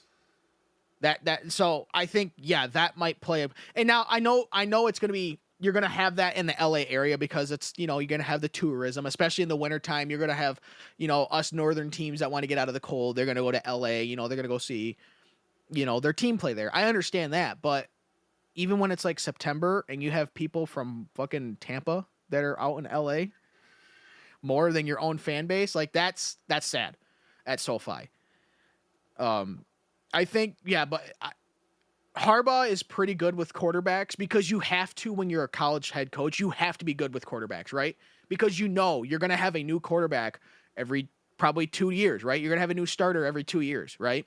Yeah. So you have to be good with young quarterbacks. And you can't dispute that Harbaugh wasn't that. I mean, look at J.J. McCarthy. Now, I think J.J. McCarthy is a little overrated, but he's still a pretty good quarterback. And I can't remember who was the quarterback before McCarthy, but he was really good too. The problem is it's just Michigan didn't quite have all the pieces that they needed to get to the promised land. Yeah. So they won't be, I don't know what they were last year record wise. I think they were like 7-10. I think Harbaugh can get him to a winning record just off of coaching alone. But it will take another year before I think they are truly contenders, right? Because you got to be, you're going to have a new system, I'm sure. You're going to have new ideas. Okay, well, we rather than, being focused on running, now we're going to be more focused on passing. Okay, well, if we're going to do that, we need more wide receivers. We need more tight ends. We need more, we need a better O-line so our quarterback has time in the pocket to, sling shit downrange. Yeah. So I think it'll take another year, but if they can get better, I think then you'll see players like, oh, hey, look at Harbaugh. They went from being non-contenders to like they were knocking on the door of the playoffs, right? And then you'll have people that want to go down there and play there, That's where, and Exactly. now you have that in Detroit too. You have players that want to go play in Detroit because before, when they're 0-16, nobody wants to go play in Detroit and play for an 0-16 team, right? Now they went 13-4. They are contenders for the playoffs, I would say, pretty consistently. You know, are they Super Bowl contenders yet? I don't think so. Because it's really hard to turn a team around for being shit to Super Bowl contenders in 3 years. Not saying it's possible, but that's really difficult. But you're going to have people that are more interested. You see the same thing happen in the NBA. You see the same thing happen in the NHL, right? Players will be willing to take pay cuts to go play for a team if they know they have a really good chance to win a Lombardi Trophy or to win a Stanley Cup or to win the World Series or whatever, whatever. They will get paid a little less because of, I could get paid $12 million, say an NHL player, right? I can get paid $12 million here playing for the team in Salt Lake City. But am I going to win a Stanley Cup? Probably not. Or I can go and play for the Dallas Stars, who are like knocking on the door of winning a Stanley Cup, and I'm only going to get paid $9 million a year. Well, I'd really like to win a Stanley Cup. I haven't won one yet. So you'll be willing to go play for the Dallas Stars. And so I think Detroit might be getting that too. And if the Chargers can be turned around, they'll be on that same path as well. Oh yeah, for sure. Sorry, excuse me. So, Damn, I joked. Okay. The thing, yeah, the big thing is like, not only is your team good, it's the culture behind your team. Yes, the whole staff.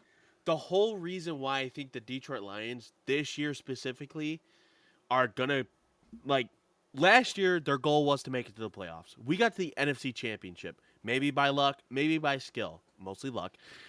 I'm being honest. But we didn't backdoor our way into the playoffs. We won our division. Yeah, we for sure worked our asses off to get to the playoffs. Yeah. Whether we made it to the Super Bowl or not. This year, the attitude behind are we going to make it to the Super Bowl or not is yes, we are going to the Super Bowl, no matter what. And that's the thing, is you have players like Amon-Ra St. Brown who have the mentality that Detroit needs / wants, because he's all about, we got to push ourselves. We got to keep going. And when you have a coaching staff like Dan Campbell and Ben Johnson and well, not just coaching staff, that's front office overall. Front office too, but like you can tell there was a time where Sheila Hamp now, really like stuck it to the team, like, okay, listen, either you're gonna play for us and you're gonna do good or you're gone. Yeah. Like there's no ifs, ands, or buts about it. Play good or don't. Right. And if you're not going to, get the fuck out. Yeah. And when she, like, okay, at first I was skeptical of Brad Holmes, all right? I was like, oh, God, Brad Holmes, I don't know. I've never heard of him. I know he's a general manager for some other team. But the thing that makes Detroit great when it wasn't before was nobody is passing around the blame. Nobody. Everybody sticks to their guns. And my prime example of that is where, like, Campbell went for the second fourth down play where Jared Goff ran. In my opinion, he shouldn't have done it. But the fact that he stuck by it even after it failed, and it may have cost us the game, he was like, no, I stand by that decision, because look at his track record. We would not have gotten to where we gotten if he didn't take those types of risks to begin with.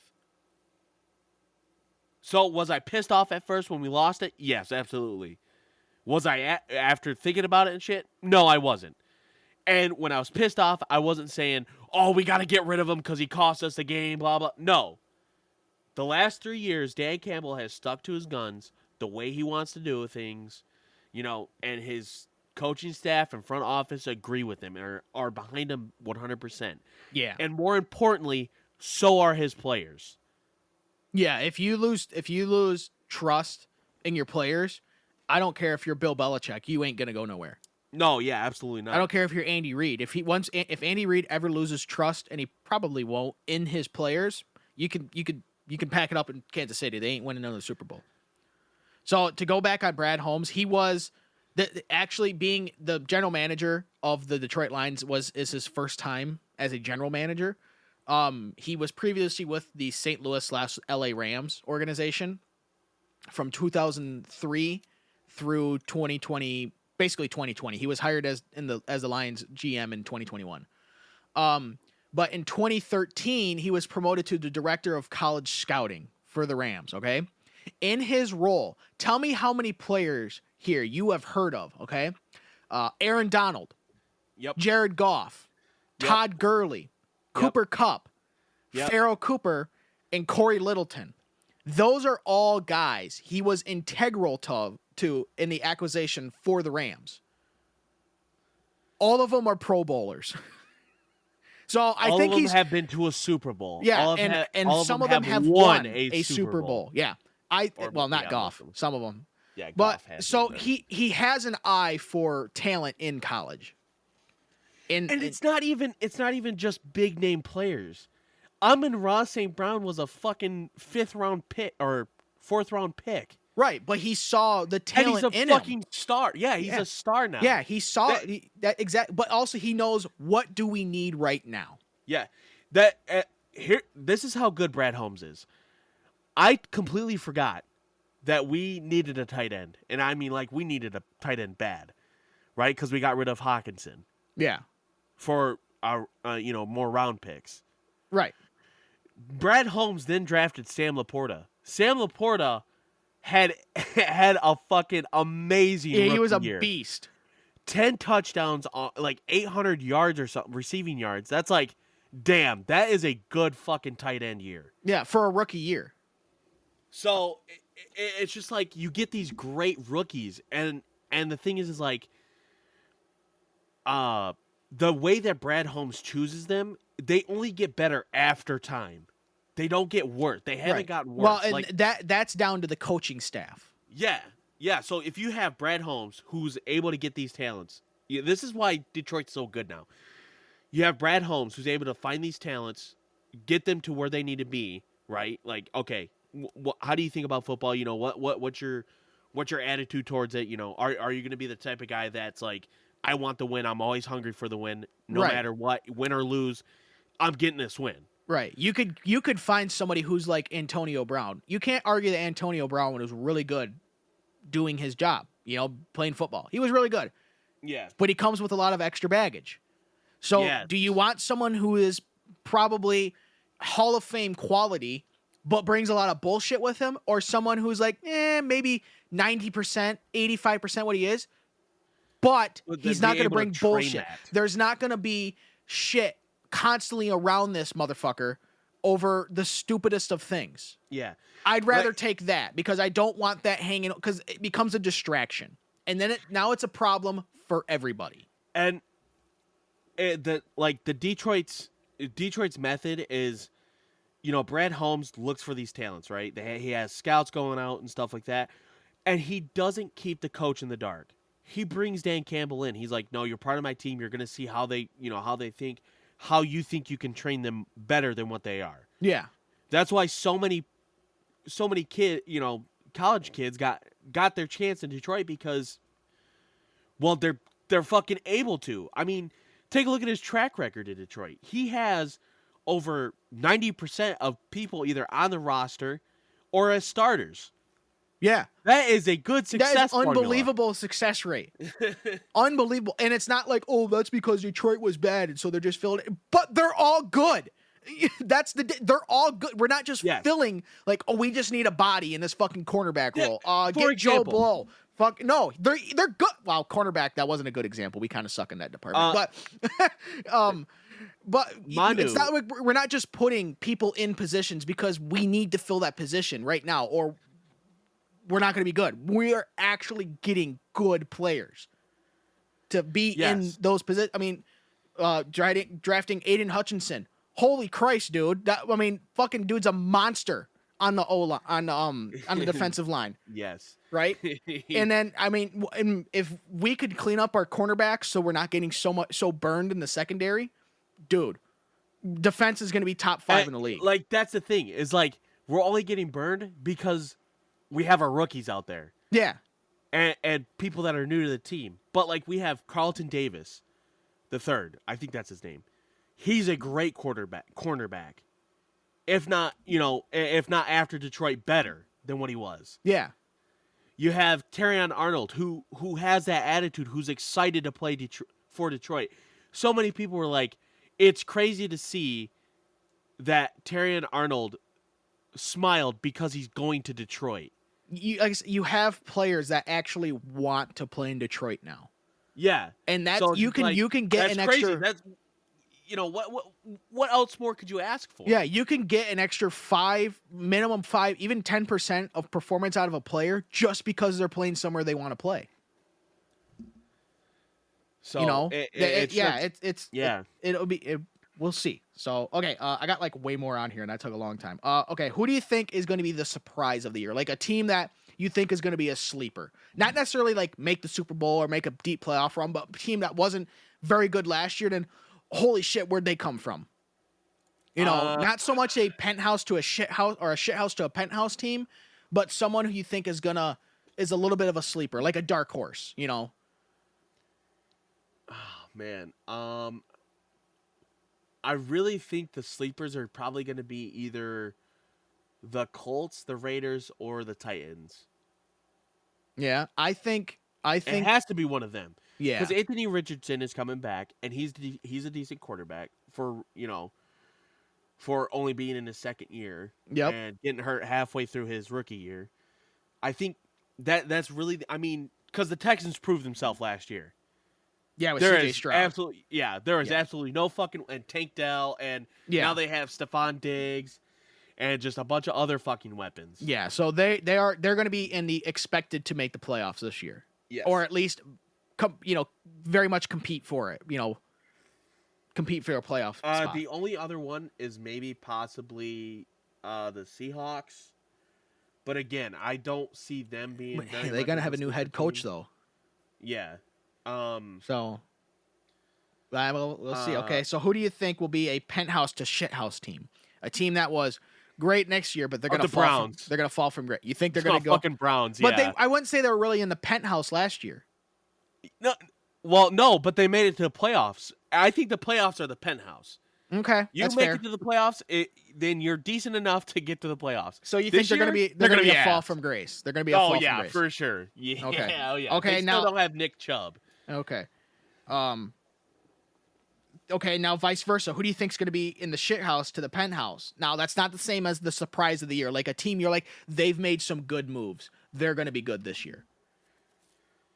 Like maybe just Probably missed the out. Broncos, maybe. Really? Yeah, that's the only team that you can really say that to. Because if you're looking, okay, I'm looking at both sides of the teams, right? The American Football Conference and National. Yeah, Football AFC Conference. and NFC. Well, if you look at for example, NFC South, all of them are ass except for the Buccaneers, maybe. But they're not the going to Falcons be not Super going to Bowl fucking make contenders. it. Yeah. Yeah, Falcons absolutely not, and they got Kirk Cousins. They just don't have enough weapons on offense. Except for their Kirk Cousins. Their problem is and they're Deshaun not Robinson and maybe Kyle Pitts if he can pull it out of his ass this year. No, the problem with the Falcons is they're not going to have enough primetime games. Yeah, exactly. Yeah. Carolina Panthers are bottom of the barrel. No. Charlotte Panthers, Yes, my bad. Charlotte Panthers. The Charlotte Panthers are just going to be ass all the time, no matter what, for the next 10 years. New Orleans Saints, they don't have a chance. And the Buccaneers have Baker Mayfield, who actually can go either way, but they still have a better chance than everybody else in their division. But the Cowboys are good. The Giants, I don't expect much from them. Okay, well, the Eagles maybe. Right, but they're not in the shit house. They were in the playoffs last year, so they're already in the penthouse. Exactly. Well, so what it's about either the the team Broncos or the Washington Commanders? Right, but what about the team we were just playing up, the Chargers? Or the Chargers? Yes. I think they are. You know most what? Yeah, likely. I would say the Chargers. Yeah, I think they're most likely. They're not going to make a deep playoff run, but I think they're going to make the playoffs, and they're going to be competitive. I think they'll have a winning record this year, and they'll be fairly competitive. I think Jim Harbaugh is going to make them hungry. I do too. Well, and again, you'll get people that want to play there. That's part of the key. Okay, so who do you think is going to be the best of the best? Who's going to be the first overall in the league? And I would say the Lions being at 11-6, they're probably not going to be first in the league. Yeah, I think first overall will probably be the Ravens. You think the Ravens are going to be Just absolute fucking units the whole year? I think it's going to be the Ravens, Lions, Texans. Okay. First 3 teams. Ravens are AFC, right? Yeah. Yes. So the Texans are AFC too, right? Yes. So you're saying the AFC is going to be dominant over the NFC this year? The AFC is always dominant over the NFC. Okay. Every single year. I mean, they have teams that are like the Bills, who's probably, okay, you have the Patriots and the Jets, but you also have the Bills, who are a mid team, but they would absolutely stomp like half the fucking national NFC teams. Okay. Besides the Charlotte Panthers, and if you keep bitching, it's Carolina. No, the joke is, I was bitching because we were watching a video because the Titans put out a video releasing their schedule, and they would just put up the logo of a team to people on Broadway, the Main Drag in Nashville. And the man on the street gig or bit, the people would then say who they think that team was. And someone said, Carolina something, but not Panthers. And then I said, no, it's the Charlotte Panthers, which is still wrong because it's the Carolina Panthers. So now that's why we call them the Charlotte Panthers now. Okay. It's not a dig at because the organization, it's a joke. It's a dig because I'm a retard and I called them wrong while I was shitting on someone else. Right. So, I mean, that's the epitome of functional idiots right there. I'm going to fucking make fun of this guy, except I fucked up doing it. Okay. So, but besides the Charlotte Panthers, who do you think is going to be the worst of the worst? 32, going to get first overall pick, besides the Panthers. Unless they're stupid and they traded away like the Panthers did. Probably the Patriots. You really think they're going to be the worst? Dude, they drafted Drake May and he's not even starting. Okay, that's valid. Yeah, I think, they're probably. Yeah, but you think, dog shit. I mean, what about the Raiders? I mean, what about, Yeah, but that's the thing. The Raiders have a great coach. I mean, he turned That's around that true, organization in like a fucking hot minute. It's well, like, because damn, they hired the guy they should have hired the first time. Yeah, exactly. Not the Patriots wannabe. Yeah. Okay. Last thing to hear. Rule changes. 2 major rule changes this year in the NFL. We have the new kickoff procedure, which is basically they ripped it off from the UFL. And then also we have banned the hip drop tackles, I think is the layman term for it. I don't know what it's actually called. Yes, But the layman term, the hip drop tackle. Okay. Opinions on the new kickoff procedure, Dylan? I think it's weird. Well, that's not surprising because it's a major change to the procedure for kickoffs. It'd be like I said. At first, I said that I didn't like it, but it's kind of grown on me. I heard you guys say that that the players are really enjoying it. That's really all that matters. If the players are being safe and they really enjoy it now, where they can be more competitive, fuck it, and let it happen. Yeah. You know? Well, if you look at it, the reason they changed it is they're going to claim it was for entertainment value because the kickoff was just a formality, right? You'd have the opening kickoff, it would go into the end zone, be a touchback, put the ball at the 25-yard line. You wouldn't even run. You wouldn't even burn a second off the clock. It's like, just save us the 2 minutes and just put the ball at the 25-yard line. All right. Exactly. Right. And then even if someone caught it, they'd only make it like 10 yards, and then they would get tackled, right? Now, the one thing I do like is that how the rule is written, because the kicking team can't move until the guy who catches the ball catches the ball. They can't move until he catches the ball. And then also their line, the receiving team's line is only like 10 yards away from the kicking team's line. So you won't have that huge disparity in speed. Now you might say, "Oh, they're pussifying the sport." Blah, blah, blah. No, because if you take a look at it, it's more one-on-one battles to No. get past your defender. No, but what to get I'm to the saying is because of the disparity in speed, they're pussifying Yeah. the sport. But well, No. think about it. The guys now are running. They're way bigger. They're way faster, and they're way stronger than they were even 20 years ago. So you have to change with how the game is played. Okay, back in the 80s, you didn't have guys running at fucking like 18 miles an hour, right? You didn't have that shit. Now, Right, you just had people fucking like tag teaming some motherfucker and slamming Right. them on their neck. right, but and also too, you didn't have fucking 400-pound line other than the refrigerator. You didn't have fucking 400-pound units out there on your O line, right? Just absolutely cock blocking motherfuckers, right? You didn't have that shit. Now you do. So you have to compensate with your rules, because if not, I mean, everyone's gonna have CTE, right? Now I make the joke, go get that CTE. You're getting paid millions of dollars. Go catch it like Pokemon. No, we don't need guys. We don't. We don't need guys getting brain injuries in the sport. Okay, so I understand it from a safety aspect. Yeah, you had to change it because you don't need guys running at each other with a speed difference of nearly 40 miles an hour, right? That's not good for anybody. But if you look at it like a game sense of point, it offers a more competitive take on it because there is such a short difference. You have to be able to either overpower your defender or outsmart them to get to the receiver. Correct. So I mean, it's bringing like a decent competitiveness to the game. If we're gonna move on to the hip drop Not tackle. yet. Because okay. one other thing that they changed in the kickoff is, so like before, most kicks would always end up going into the end zone, so it'd be a touchback, right? Yeah. Now there's actually 3 different things. So I'll give the alignment because I kind of butchered the shit out of it.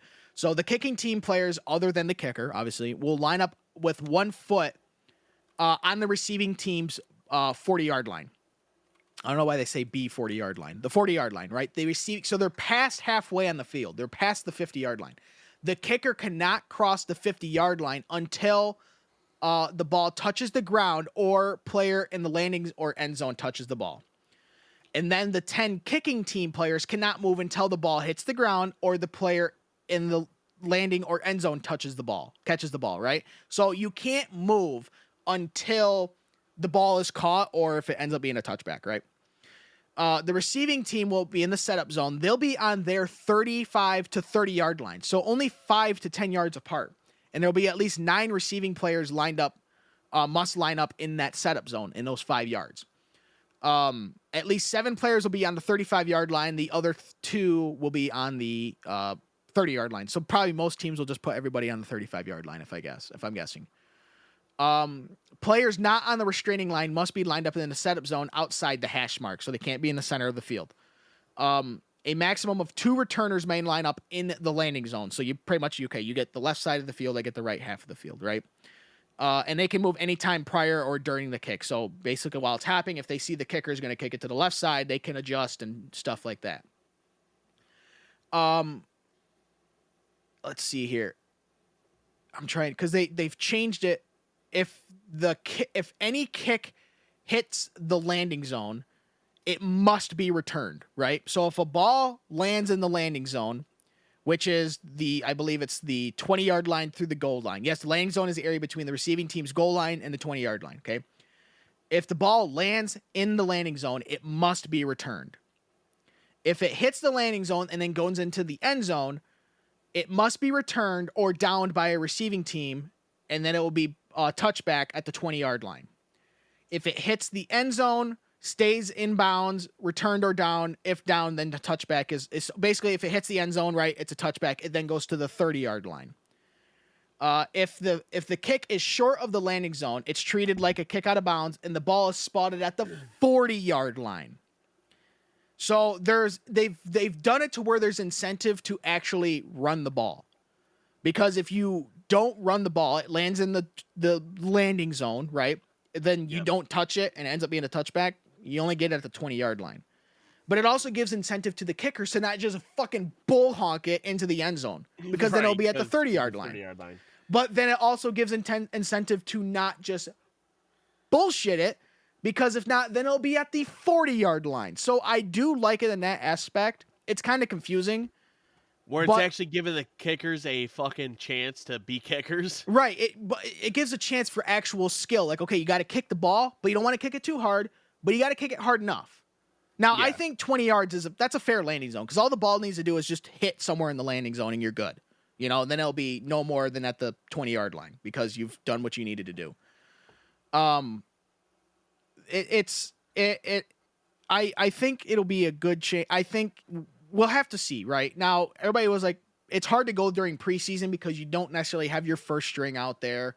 You know, you might be trying some different things and stuff like that. So it will be interesting. Okay, and then the hip drop tackle, Dylan.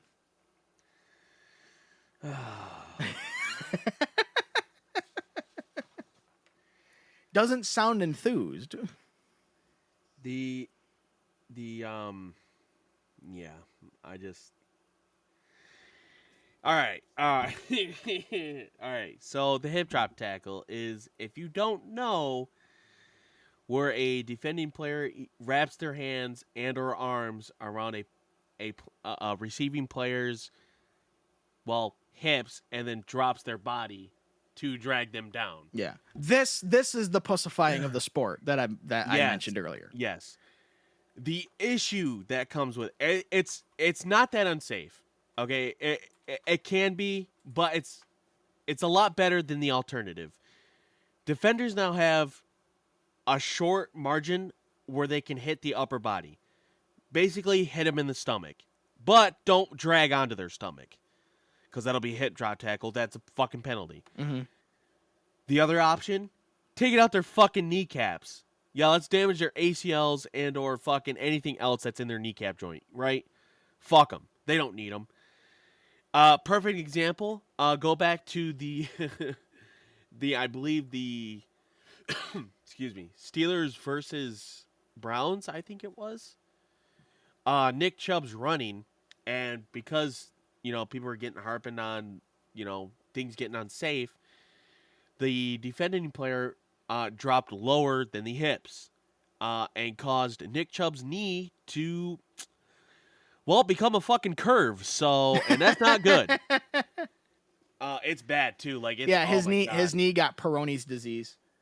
Dude, it's oh man, it gives me fucking heebie-jeebies just thinking about it. You know it's bad when ESPN only plays the replay once. That's when you know it's bad. Yeah. You're like, oh, let's not play that again. Yeah. Okay, so the hip drop tackle in 2023 was only used 230 times, which is less than once per game.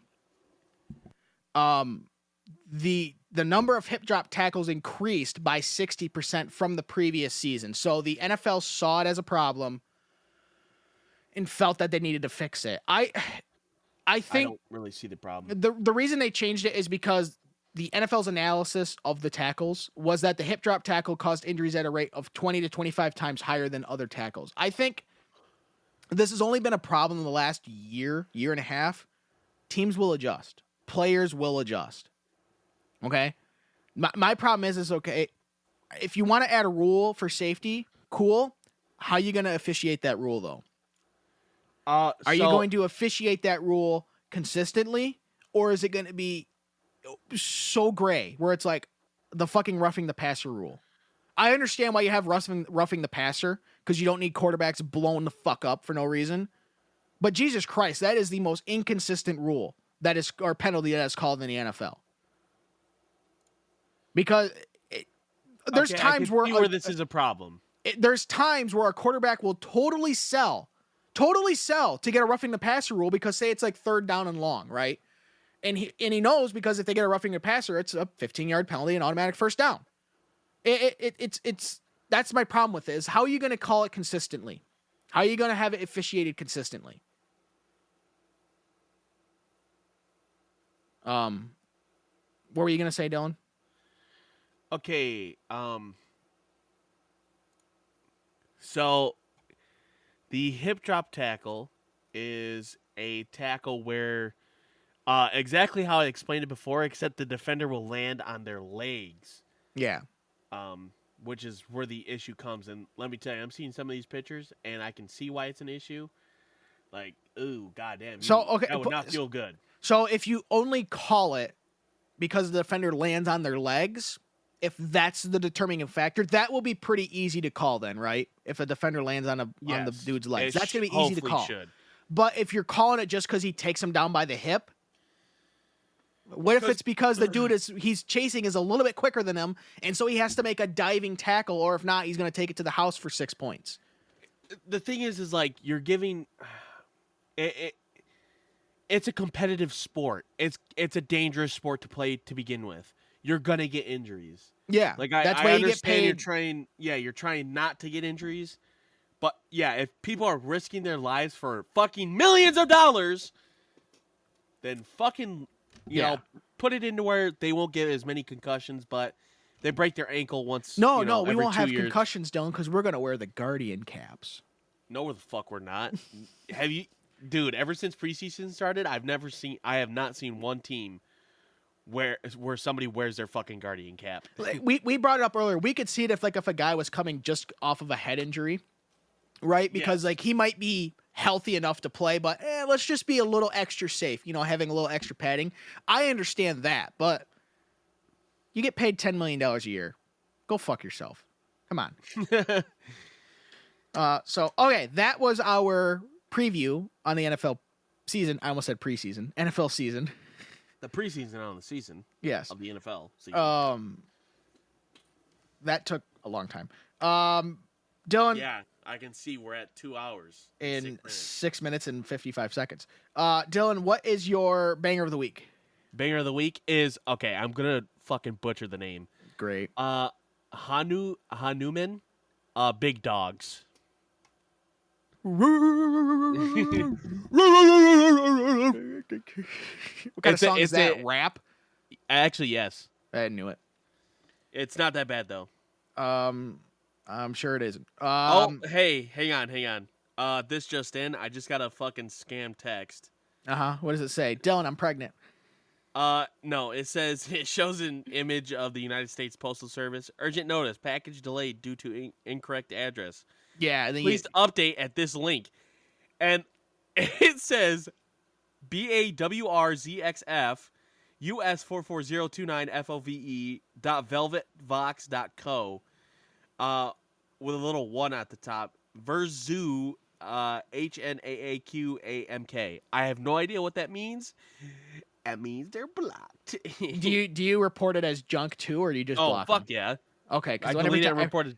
That's what I do. Yeah. There's because usually Apple will put something underneath there that says report junk, and then it will say report junk and block, and that's what I always do. My banger of the week. Now, again, reminder: you will be able to listen to our bangers of the week once we get the Spotify next week's episode. You'll be able to do it on our Spotify playlist. My banger of the week is "A Warrior's Call" by Volbeat. Volbeat. Yes. They're the same band that does that plays Still Counting, counting all the assholes in the room. I'm definitely not alone. I'm not alone. Yeah, the Warriors Call, dude. The first, I can't play it because copyright, but the opening part of that song fucking slaps. Okay. Before we do porn star birthdays and our functional idiots of the week, Dylan, what's your facts of the week? Facts of the week, of course. You know what we're doing. If you don't, learn you something. No, I'm playing. We're doing the 50 facts about the 50 states, and I'm trying to get every fucking time. The pop-up got them every time. Yeah, every fucking where's the pop-up? Yep, we're good. All right, so the last time we did... we did South Carolina and something else, I think. South Carolina and South Dakota. No, we did South Carolina because they were separate. Rhode so Island. It was South Dakota and no, we did South Carolina. It was South Dakota and because Dakota comes Tennessee. after Carolina. Yes, Tennessee. Yes. So now we're on Texas and Utah. Utah, Texas. the home of the newest team in the NHL. The phrase "Don't mess with Texas" originated in 1985 as the slogan for a campaign meant to combat littering. It has gone on to be a very famous line within the state and even appears on the crest of the USS Texas submarine. That's kind of cool, I guess. Yeah, it is pretty neat. A little lame, but It's all right. It's better than the fucking what was it? What was the one? What state was it? It was like the stupidest North Dakota, I factory. believe. Yeah, North Dakota. Yeah, it was Had so the dumb. Snow Angels. Yeah, we hold the record for the most snow angels. Good for you, I guess. Cool. That's the best you got. It is North Dakota, so Yeah. Utah, the Cleveland Lloyd Dinosaur Quarry holds the highest concentration of Jurassic era remains ever found. More than 12,000 dinosaur bones and one egg have been excavated since the 1920s. Holy shit. That is actually fucking cool. That's dude. a cool fun fact. Holy shit. That's a lot better than your snow angel bullshit. Yeah, no shit.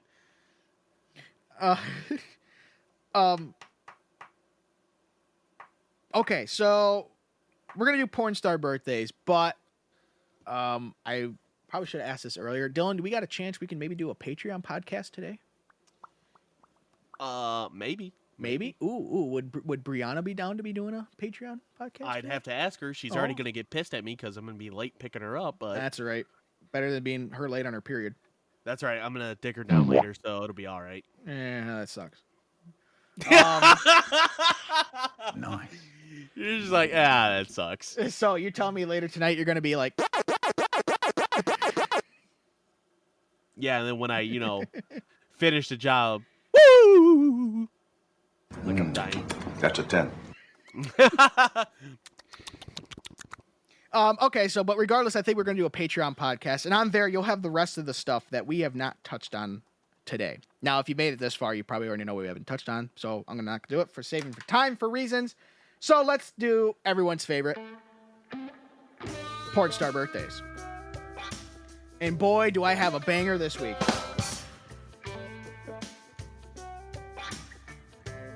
Our first of three thoughties, as Why usual. did that take you so long?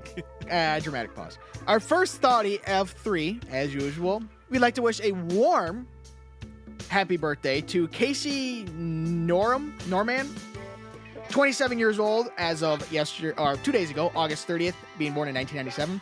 A Latvian from, guess where? Latvia.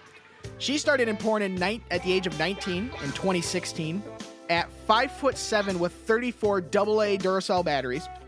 You can shine the helmet to her over 210 credited films such as Couch Potato Mashing, How to Eat a Girlfriend Out, Oh, yeah, scissor. A Finger a Day Keeps the Doctor Away, and Taken an Eyeful.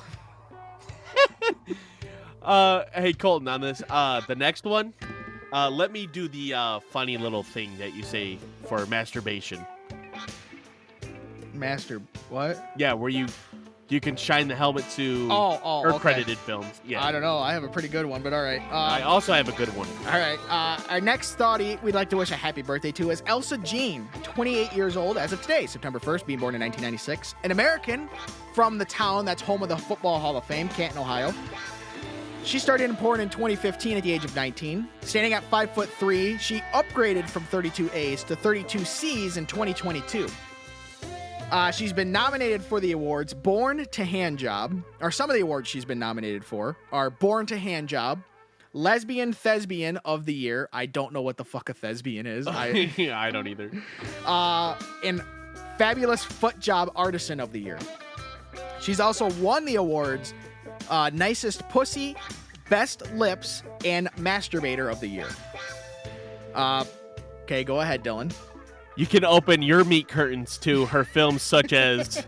To her nearly 800 credited films. Holy shit! Which is an average of 87 per year. Such as Can You Feel the Tightness, which is really funny considering the joke you just made. You could open your meat curtains. We don't get enough lady masturbation on here, so I Well, thought that'd be funny. some of them are, bi. Most of them are not. Melts in Her Mouth 3. What? Diesel Dongs 41.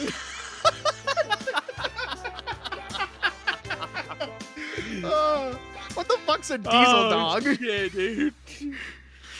Does that mean that guy's got a Cummins? Jesus Christ. Burwop. And tiny feet on big meat. What the fuck? What Jeez. the fuck? Diesel dongs, that brings a whole new meaning to compression Jeez. brakes. I'm sorry. Our last Jesus Christ. Our last happy birthday wish we'd like to give to is Natalie Queen, 24 years old. She'll be on December 2nd, being born in the year of boobies, 2000. An American from 10 IC. She started in porn at the age of 18 in 2018, standing at 5'C" with just 28 Cs. I didn't even know 28 was an option. So, some of the awards she's been nominated for are Glory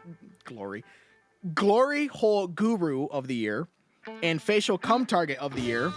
And she's won the awards Deepest Throat and Sluttiest E-Girl of the Year. You could shoot putty at the moon to hear nearly 200 credited films like Cougars, Kittens, and Cocks 4. Pretty Big Ding. Facial Cum Catchers 48. Jesus Christ. Do you think that guy gets struck out? All right, I'm leaving. See you guys. And Dylan's personal favorite. Ah, shit, I gotta find it. Okay. Dylan's personal favorite, Summer Scissor. Oh, yeah, scissor. So happy birthday to those women. Oh. Oh, the one I had that you took from me was you can shake hands with the midget. As soon as you said lesbians and thespians, I'm like, oh, mine is gonna work just fine. Oh my god. Okay. Let's wrap it up with we're gonna wrap this one up, but first we gotta choose who is our functional idiot of the week. Dylan, go ahead. Fort Lauderdale, Florida. The whole town? No. Oh, okay. A Florida man, of course. Okay. It was shocking. Is in jail after crashing his car into said jail. That was the wrong sounder. Nice. I meant the next one. Nice. The Martin County Sheriff's Office said Joseph Letty, 40, who was half naked and acting erratically, also made some alarming statements. So not only did he drive himself into a jail, he said he just talked about his hatred for the former president Donald Trump. He also emphasized that the devil told him to kill as many people as possible. So, yeah. So he's got a lot going for him, doesn't he? Yeah, crashing into a jail and made threats. So, good job. Do you think when he crashed into the jail, he was like... What seems to be the officer problem? Oh, yeah, for sure. The cop went up and was like, how high are you? No, it's hi, how are you? You stupid fuck! How high are you? About 6'2".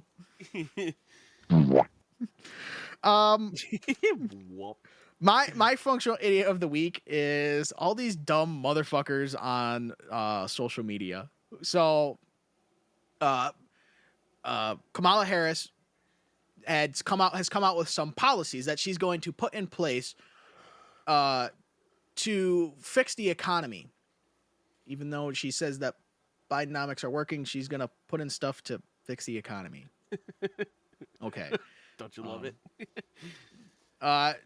One of her things that she wants to put in is this came about 2 years ago, hot and heavy from the left, is a tax on unrealized capital gains. Now, normally when you invest in the stock market, right, you like not through through a Roth 401k, like you invest in the stock market, you get taxed on your capital gains, right? So if you invested in Apple at $200 a share, and you bought 10 shares, okay, that's $2,000. Now, when you sold the share, maybe it went up to $300. So you made $1,000. You would only be taxed on that $1,000, right? Because the first $2,000 is what you put in. Right. You only get taxed on what you make money on. Unrealized capital gains is you're getting taxed on what that stock is worth, but you haven't sold the stock. So say again, you pay $200 a share into Apple, you buy 10 shares, that's $2,000, right? Well, Yep. when tax season rolls around, end of the year, say Apple is worth $300. So you would, but you don't sell it. You still hold the stock. You don't sell it. You would still be taxed at 25% on that unrealized capital gains. Even though you didn't sell the stock, you're still being taxed on that money. Well, say then later, when you sell the stock, Apple sell, or next time it rolls around, say Apple stock goes down to 180. Well, now you're money behind. So now you can write that off as a loss. At least that's how I'm going to interpret it. Because how can you tax them on one end, but then they can't write it off on the other end if they lose money? Right. You know what I mean? And so what they say, this will only be on individuals who make more than $100 million or with more than $100 million in wealth. And, you know, of course, everybody's on Twitter is like, boy, it must be nice to have $100 million. Or like, well, I don't care. This doesn't affect me. Yes, it does. Because you obviously don't know how the economy works, do you? Do you know who puts in the most money in the stock market? People with a lot of fucking money. Do you know what they're going to do when they are going to be taxed on unrealized capital gains? They're going to sell their stock. Do you know what happens when there's a lot of something available? The price of something tends to go down. And that's good for everything but the stock market. When the stock of something goes down, that's not good. And so this is a surefire way to start a massive recession because nobody's going to invest in the stock market if they have over $100 million. Because why would you invest in it if you're going to pay taxes on something every single year, regardless if you sell it or not? Right. That's stupid. You might as well just burn fucking money. And so all these people are like, yeah, eat the rich, you know, make them pay their fair share, which I think they pay their plenty fair share. You are going to be without a fucking job and you're going to be bitching that the rich aren't still doing enough. Well, fucking A, man. What do you want them to do? I know this would never go into effect because even there's enough Democrats that understand economics even a little bit that know that this is a horrible idea and a surefire way to start a fucking massive recession in the US. Okay, even when you have guys on CNBC, okay, NBC does not lean right at all. They lean left. And you even have people on CNBC saying that this is the dumbest thing and the worst thing possible. That's when you know it's bad. Okay. So my functional idiot of the week is all these motherfuckers on Twitter who think this is a great idea. And they're like, they don't care. You should care because you're going to lose. There's going to be a massive fucking problem in the economy if this were ever to go through. It's so dumb. It is so dumb. So that's my function idiot of the week. It's not the Harris campaign because also have to they're a think joke about, anyways. But yeah, this is so dumb.